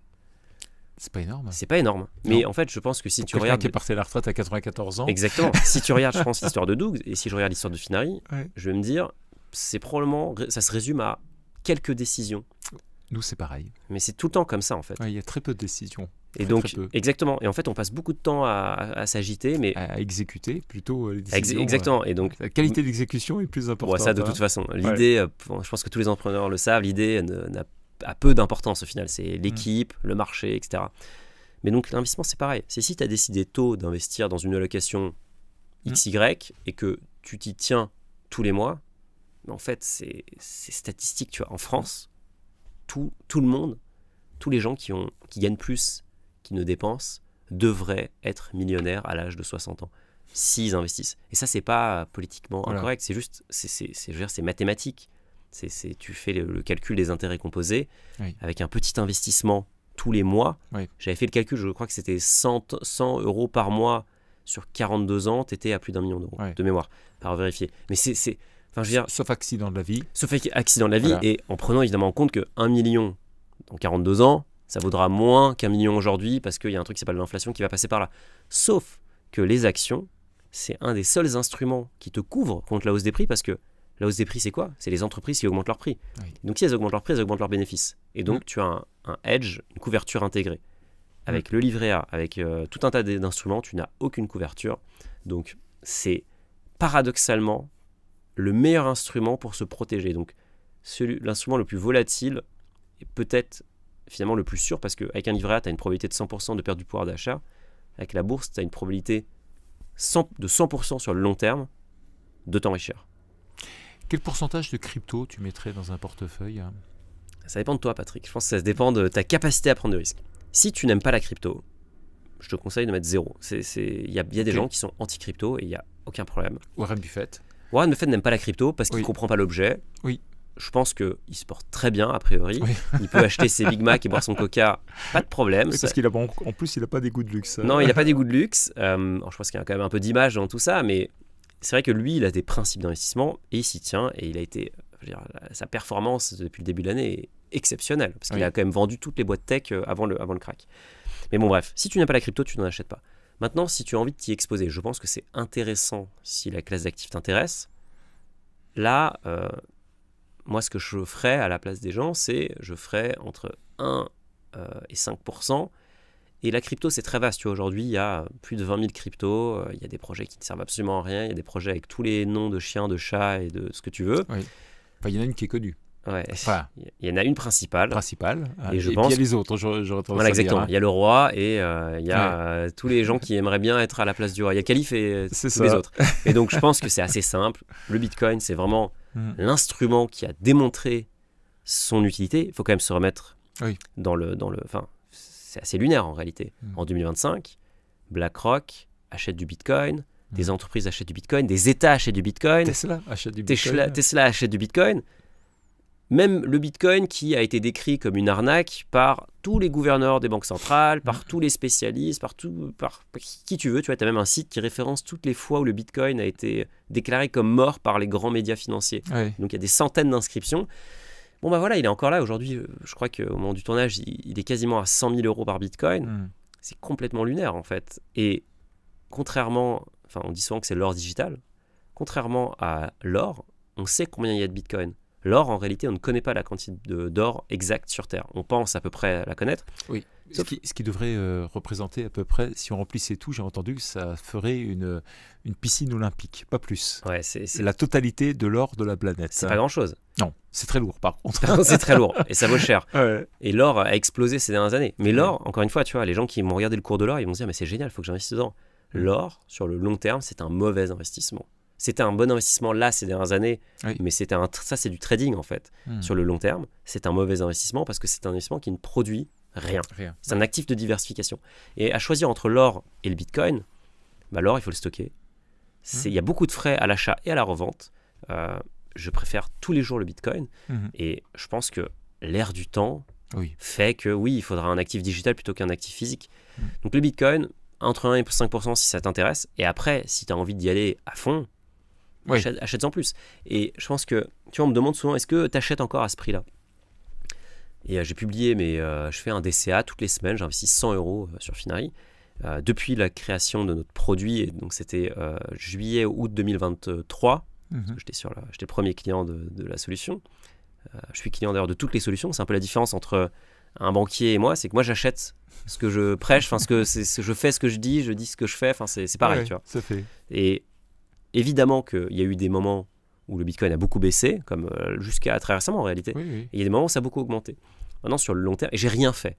J'ai juste appuyé sur un bouton il y a 3 ans, et maintenant, il y a 2 ans, et maintenant le truc tourne tout seul. Ça continue. Et donc, évidemment, aujourd'hui, je suis en plus-value, mais ça, c'est pas parce que je suis trader, c'est parce que je crois fondamentalement dans la classe d'actifs. Et je pense que, oui, ça peut valoir le coup de s'y exposer, et de prendre l'option de se dire, bah, peut-être que si le Bitcoin vaut autant que l'or, ça ferait 1 million d'euros par Bitcoin. Ça, c'est un calcul qui est assez simple à faire. Tu prends la capitalisation boursière de l'or et tu fais un ratio avec tu fais un produit en croix avec celui actuel du Bitcoin et ça te ramène à un prix d'un peu moins 950 000. Oui, donc il y a encore de la marge. Il y a encore de la marge. A priori, il y a un x10 à aller chercher. En combien d'années, on ne sait pas. On ne sait pas, personne ne le sait. Encore une fois, si quelqu'un te le dit, c'est un escroc. Mais ce qui est sûr, c'est que j'ai confiance dans cet actif et je trouve que c'est intéressant de s'y exposer. Donc, entre 0 et, je vais dire 10% en fonction de ta capacité à encaisser du risque. Mais c'est l'actif alternatif ou exotique que je trouve le plus intéressant. Parce que c'est vraiment en train de révéler complètement son utilité. Et on le voit, tu vois, les banques centrales... c'est opaque, il y a de l'inflation. L'inflation, c'est quand même un terme que tout le monde connaît maintenant, alors qu'il y a 5 ans, c'était un terme de macroéconomiste en réalité. Eh bien, c'est une monnaie déflationniste, c'est un actif déflationniste, le Bitcoin. Puisque la circulation, les actifs en circulation sont connus. Les euros, on appuie sur un bouton, on imprime des euros, tu vois, ou des dollars. Oui, tout à fait. Donc, en imprimant des dollars ou des euros, on dévalue mécaniquement la monnaie. La monnaie. Et donc on crée de l'inflation. Alors que le Bitcoin, c'est un nombre défini. Il n'y en aura jamais plus de 21 millions, c'est codé et le code est disponible sur Internet. Donc c'est un exercice presque philosophique en fait, le Bitcoin. Il y a d'autres cryptos qui sont intéressantes. Mais c'est vrai que en tant qu'investisseur, je pense que c'est intéressant de s'y exposer. Et on en parlait avant. On peut se poser la question de comment s'y exposer. Est-ce qu'on investit via sa holding? Est-ce qu'on investit en perso? Sachant que tu as la flat tax, mais tu as aussi faut te verser les dividendes. Enfin, tu as plusieurs aspects qui rentrent en jeu. Tu peux le faire via les deux. La réalité, l'important, c'est surtout le stockage pour moi. C'est comment tu gardes tes bitcoins. Est-ce que tu les laisses sur une plateforme? Est-ce que tu les gères toi-même? Ça, je pense que c'est important de maîtriser la technologie de la blockchain si on veut investir. Donc, laissez sur un exchange, pas de problème. Mais achetez-vous quand même un ledger pour voir comment ça fonctionne à minima. Oui, histoire au moins de tester. De prendre effectivement un petit peu de recul et de pratique. Parce que ce sera la première fois qu'en fait, vous maîtriserez votre argent. Demain, la banque t'appelle et te dit « Bon, Patrick, le compte est bloqué ». En fait, tu peux rien faire. Oui. À part si tu as de l'argent liquide. Et la France, enfin l'Europe, veut passer même à l'euro numérique. Prochainement, je crois dans un horizon de 5 ans, je crois. Donc là, ça veut dire qu'on pourrait bloquer littéralement ton solde en fait. Ou t'empêcher tes dépenses. Enfin, oui, voilà, là qui ne seront pas jugées normales. Voilà, exactement. Donc on est quand même proche de la dystopie pour le continent des droits de l'homme, etc. Ouais. Mais c'est aussi pour ça, je pense que le Bitcoin génère autant de folie, tu vois. Souvent quand je recevais Parce que ce serait vraiment, cette fois-ci, si l'euro numérique arrive, on pourrait dire que le Bitcoin est une alternative directement. Mais pour de bon. Mais d'ailleurs, Trump a beaucoup de défauts, évidemment, mais il l'a bien compris, puisque en réalité, l'État américain ne va pas acheter de Bitcoin, il va garder les Bitcoins qu'il va saisir dans différentes affaires de drogue, notamment, etc. Mais si le dollar, l'autorité du dollar est remise en cause, ça sera probablement soit le yen ou le yuan. Oui. Plutôt le yuan, en réalité. Je pense, oui. Le yuan ou le Bitcoin. Qui gagneront. Et Oui. le yuan, il y a quand même peu de gens qui ont envie de mettre leur argent en yuan aujourd'hui. D'autant plus qu'eux aussi veulent le mettre en numérique. Exactement. Et donc tu te dis, en fait... en Chine, c'est pas si... peut-être pas simple. Ouais, là, je suis pas sûr que tu aies envie. Donc finalement, d'une part, que l'État ait des bitcoins, c'est une protection. Et d'autre part, en plus, les États-Unis encouragent énormément la création de sociétés crypto maintenant parce que ils savent que c'est le futur. Le futur, d'ailleurs, ça sera les stablecoins, tu vois, ce dont tu parles. Pas les stablecoins centralisés, pas centralisés par l'État, la banque centrale. Oui. Mais donc, je pense par des boîtes américaines, en tous les cas. Par des boîtes américaines, ça, c'est toujours le cas. Mais donc, ne pas en avoir, quelque part, c'est se priver d'un alpha, comme on dit en finance, qui est potentiellement très important. Mais ça doit rester à la marge et non pas au centre de l'allocation. C'est fascinant. C'est fascinant. Alors, 2025, là, tu fais quoi, là? Si tu avais des conseils à donner à des entrepreneurs, on va prendre, trois typologies d'entrepreneurs. Ouais. Celui qui arrive quand même à mettre un petit peu d'argent de côté. On va prendre un qui va un petit peu mieux. Puis on va prendre des entrepreneurs qui, eux, ont carrément des trésoreries pléthoriques à 1, 2, 3, 4, 5 millions. Alors, c'est pas les mêmes typologies. C'est pas les mêmes typologies, mais je pense qu'il y a des choses à faire pour chaque. Déjà, je pense que je ferai exactement la même chose qu'on soit en 2025, en 2035 ou en 2005. Pour moi, les fondamentaux n'ont pas changé. La seule différence, en réalité, c'est que la crypto a émergé. C'est quelque chose qui n'existait pas. Tout ce qu'on va dire après existait par le passé. Oui. Et en fait, c'est juste que le marché fait que ces classes d'actifs sont intéressantes. Donc, si tu débutes et que tu es prêt à prendre du risque, je pense que c'est intéressant de t'exposer à la bourse. Et je vais pas dire c'est contrariant, c'est peut-être un peu exagéré, mais en tout cas, moi j'aime bien cette idée de pousser à l'investissement boursier parce que tu achètes des parts de vraies entreprises, tu peux être actionnaire des meilleurs entrepreneurs de cette planète et tu ne fais rien. Et derrière, tu peux toucher des dividendes. D'ailleurs, les dividendes, c'est plutôt un piège en réalité. Que les boîtes qui distribuent des dividendes, c'est souvent les boîtes qui n'ont pas trouvé de meilleur usage de leur free cash flow, donc elles ne le réinvestissent pas dans leur croissance. C'est plutôt les boîtes matures, plutôt que les boîtes, tu vois, en pleine croissance. Il y a quelques boîtes tech. Apple distribue. Apple et Microsoft, mais le dividende est ridiculement bas. Le dividende est ridiculement bas. Et d'ailleurs, tu vois, Berkshire Hathaway de Warren Buffett a distribué une fois des dividendes, et Warren Buffett dit encore aujourd'hui, c'est la plus grande erreur de gestion qu'il ait faite de sa vie. Donc, pourquoi ? Parce que lui, il pense que la valeur qu'il apporte aux actionnaires, c'est l'appréciation du cours. Et ils lui ont très bien, je pense qu'il l'a bien rendu. Il y a des gens qui ont investi très tôt dans Warren Buffett, dans les années 60, sont milliardaires aujourd'hui. Oui, et ils n'ont littéralement rien fait. Ils ont été patients, ils ont laissé les professionnels travailler. Et donc, je trouve que même si on commence à générer un petit peu d'excédent de trésorerie, à voir comment on le fait, si on le fait dans la boîte ou si on le fait en perso, mais je trouve ça intéressant de mettre son argent au travail dans la bourse. Un autre sujet qu'on pourrait évoquer, c'est en fonction de la maturité de la société, on pourrait essayer d'acheter son outil immobilier, son outil d'exploitation, un local par exemple. Je sais que chez les kinés, typiquement, ils adorent faire ça. Et ils ont bien raison. Oui. Pourquoi s'en priver ? On a une activité qui est relativement stable. Et là, ça permet d'accélérer quand même significativement la création de richesse. Et en plus, on est en circuit fermé quand on est chez soi. Tout à fait. C'est très agréable. Quand on jette de l'argent par les fenêtres, ça tombe dans son jardin. Oui, exactement. Et, donc, et derrière, ça fait des petits. Donc, allons-y. Les banques vont prêter. Mais je pense que c'est les deux sujets que je regarderais. Sachant que... Non, c'est les deux seuls sujets que je regardais en réalité. C'est acheter l'outil professionnel et investir en bourse. Le reste, je pense que c'est pas super intéressant à ce stade. Si on monte d'un cran, je pense que il y a un sujet un peu de structuration à mettre en place pour ceux qui gagnent plus. Donc bon, là ça vaut le coup quand même de mettre une holding au-dessus de la société opérationnelle, de mettre en place un régime Murphy qui a été couvert en long en large sur ta chaîne. Et pourquoi pas, faire un investissement immobilier si ça nous intéresse via une SCI. Ça peut être le moment de sauter le pas. Je pense que pour tout ce qu'on a évoqué avant, le contrat de capi, c'est encore un peu juste. Donc, on va laisser de côté. Mais un compte titre pourrait être mis en place. Et le compte titre, ça permettrait de commencer à travailler. Je rappelle que sur un compte titre, on peut faire un crédit Lombard. Oui. Et... le crédit Lombard, c'est pas magique. Demandez à votre banquier s'il en fait, mais la réalité, c'est que les meilleurs crédits Lombard, les meilleurs taux, vous les obtiendrez chez des établissements en ligne. Et d'ailleurs, le taux, il est assez simple. C'est le taux, alors, ça va être soit ce qu'on appelle l'Ester, le taux le plus court de la zone euro, soit ça va être l'Euribor, on va dire 3 mois, taux interbancaire, auquel la banque va ajouter une marge. Donc, cette marge, qui est très faible en règle générale. Qui est relativement faible. Parce que le risque est faible aussi. Exactement, parce qu'au pire du pire, la banque, elle fait quoi ? Elle prend vos actifs, elle les vend et elle a gagné de l'argent. Ouais. D'ailleurs, il y a quand même un petit problème dans le Lombard, c'est que typiquement, nous, on fait des Lombards sans durée. C'est assez intéressant.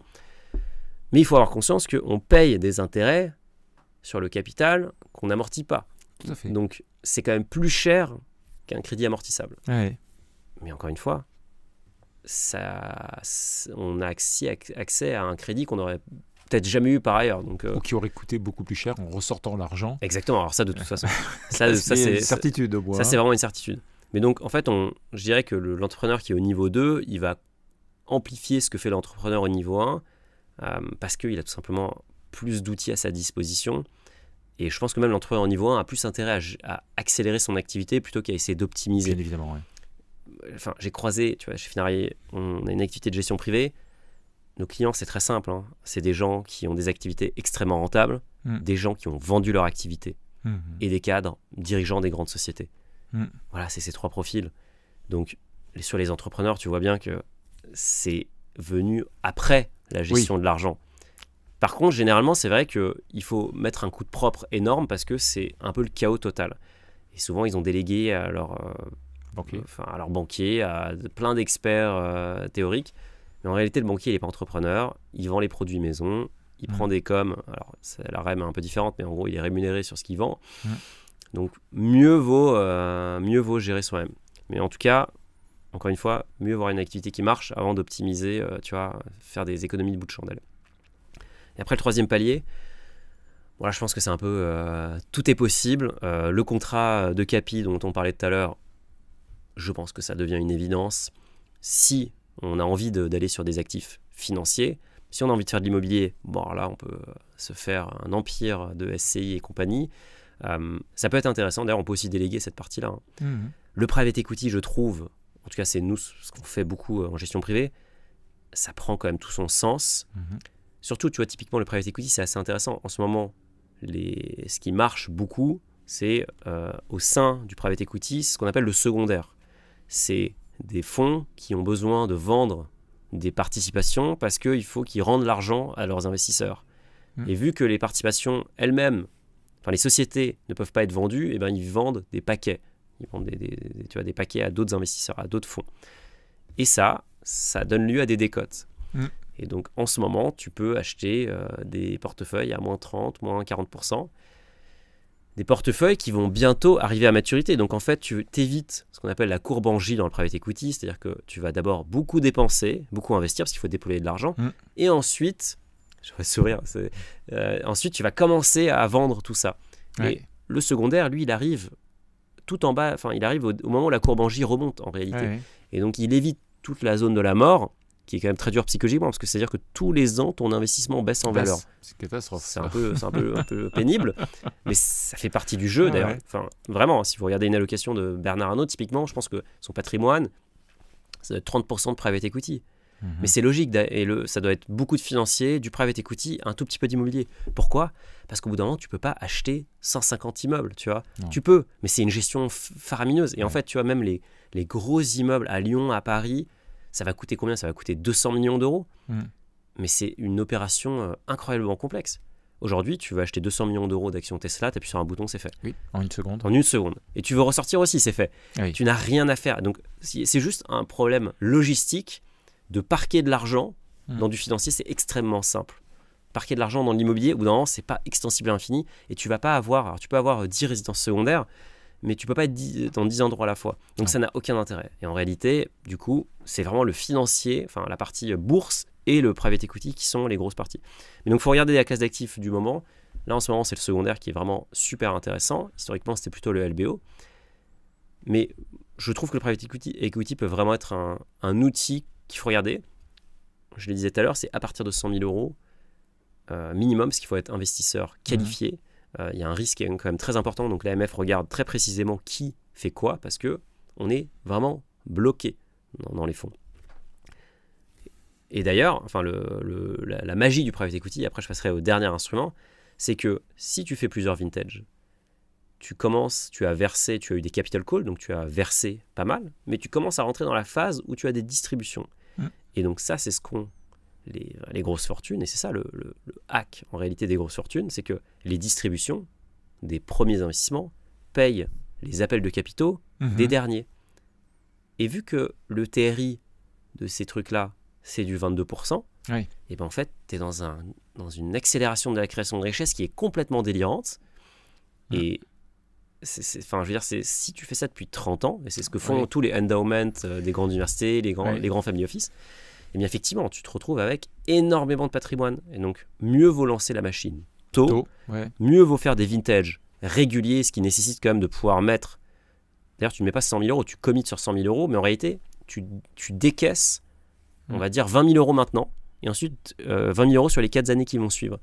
Donc, même pour ta gestion de trésor, c'est assez simple. Tu n'as même pas besoin d'avoir 100 000 euros de côté. Tu as juste en soi besoin de pouvoir avoir 20 000 euros de trésor. Mais bon, je conserve. Enfin, faut pas que ça soit le cœur du patrimoine. Il faut quand même que ça soit la bourse, l'IMO, puis ça. Et la dernière chose que tu peux faire, qui est peut-être la plus intéressante dans tout ça, c'est que tu peux faire ton propre LBO ou ton propre MBO, ton propre OBO. Oui. Il y a plein d'acronymes très marrants. Mais je trouve que typiquement l'OBO, c'est assez fou comme opération. Donc, Honor Buyout, pour ceux qui... Honors Buyout, pour ceux qui ne sont pas biberonnés à ça. L'idée est complètement délirante, en fait. C'est qu'on va tout simplement créer une société qui va racheter, qu'on va endetter, enfin, à qui on va prêter de l'argent. Elle va racheter notre société. Et ensuite... On se retrouve toujours propriétaire. On se retrouve toujours propriétaire. C'est juste qu'on a sorti du cash entre-temps. C'est ça. Et vu que notre société est rentable, alors il faut quand même avoir une société rentable, sinon ça ne marche pas évidemment. Non. Si la banque dit oui, super, mais on ne vous prête pas, bah là, le profit va rembourser la dette. Et donc ça, c'est vrai que ça permet à pas mal d'entrepreneurs de se faire leur propre exit. Tout à fait. Et de se faire surtout leur exit à leur propre terme. Et aujourd'hui, c'est vrai que les banques financent ce genre de projet. Alors, c'est pas des opérations qui se font facilement, mais on dit souvent que la France est un peu le paradis des LBO parce que c'est une niche énorme en réalité. Oui, tu vois, dans toutes les niches, il y a un chien, mais dans celui-là, dans celle-là, a priori, il y a personne. C'est la fête. Et donc, se faire son propre LBO, c'est une façon aussi de matérialiser 5, 10, 20 ans de travail, tout en restant aux commandes et actionnaire. Donc c'est assez magique. Clairement, ça s'organise, ça prend beaucoup de temps et ça peut aussi déboucher sur rien. Parce que voilà, les banques sont quand même très très regardantes sur ces opérations. Bien évidemment. Bon, Mounir, c'était fascinant. Je pense qu'on vient de faire la vidéo au sein de Doux, la plus longue de l'histoire. Mais moi, j'aurais aimé qu'on reste encore plusieurs heures ensemble. Comment est-ce qu'on arrive à te retrouver sur ta chaîne, Finari? Tu as écrit un livre également que tu vas dédicacer, que j'ai lu. Franchement, c'est extraordinaire. Enfin, là, j'invite toutes les personnes effectivement qui vont nous suivre à acheter ton bouquin. On mettra les références dans la vidéo. Est-ce qu'il y a d'autres endroits devenir client, peut-être Finari? Devenir client Finari. Je pense qu'il y a, voilà, tu l'as dit, le média. Enfin, allez sur YouTube, regardez les vidéos si ça vous plaît. Le livre, je l'ai imaginé comme un complément. La vidéo, c'est 20 minutes. Je couvre, on va dire 80% du sujet. On est dans un Pareto. Dans le livre, je vais peut-être aller rajouter 20%. Et encore, maintenant que je l'ai écrit, je me dis, j'aurais pu en faire beaucoup plus. D'ailleurs, le livre est plutôt axé personne physique. Et je réfléchis à faire un livre vraiment axé personne morale parce que je pense que c'est là où... Je ferai la préface. Voilà, exactement. Et on fera un partenariat sur ça avec grand plaisir. Évidemment, s'inscrire sur Finari. Je pense que Finari, notre postulat de base, c'est de dire tu peux pas améliorer ce que tu ne suis pas. Et donc, Finari, c'est avant tout une app qui permet de centraliser son patrimoine de façon automatique. Et ensuite, qui permet aussi d'investir en crypto, en assurance vie. On a une gestion privée qui permet d'investir dans d'autres produits, le private equity, l'assurance vie luxembourgeoise. Et si tu veux, l'ADN, c'était que j'ai créé Finari parce que j'étais frustré par les banquiers, les conseillers que je croisais. Et donc, j'ai été évidemment le premier client de Finari et aussi le premier client de notre gestion privée. Donc, c'est vraiment quelque part mon ADN qui se retrouve là-dedans. Et voilà, après, vous pouvez me retrouver sur les réseaux, sur Twitter, sur Insta, si vous voulez m'écrire, avec grand plaisir. Je réponds à franchement quasiment tout le monde. Et je continuerai de faire des vidéos et peut-être qu'on se fera un épisode 2, un épisode 3 à voir. Ce sera avec plaisir, Mounir. Merci. Merci, Patrick.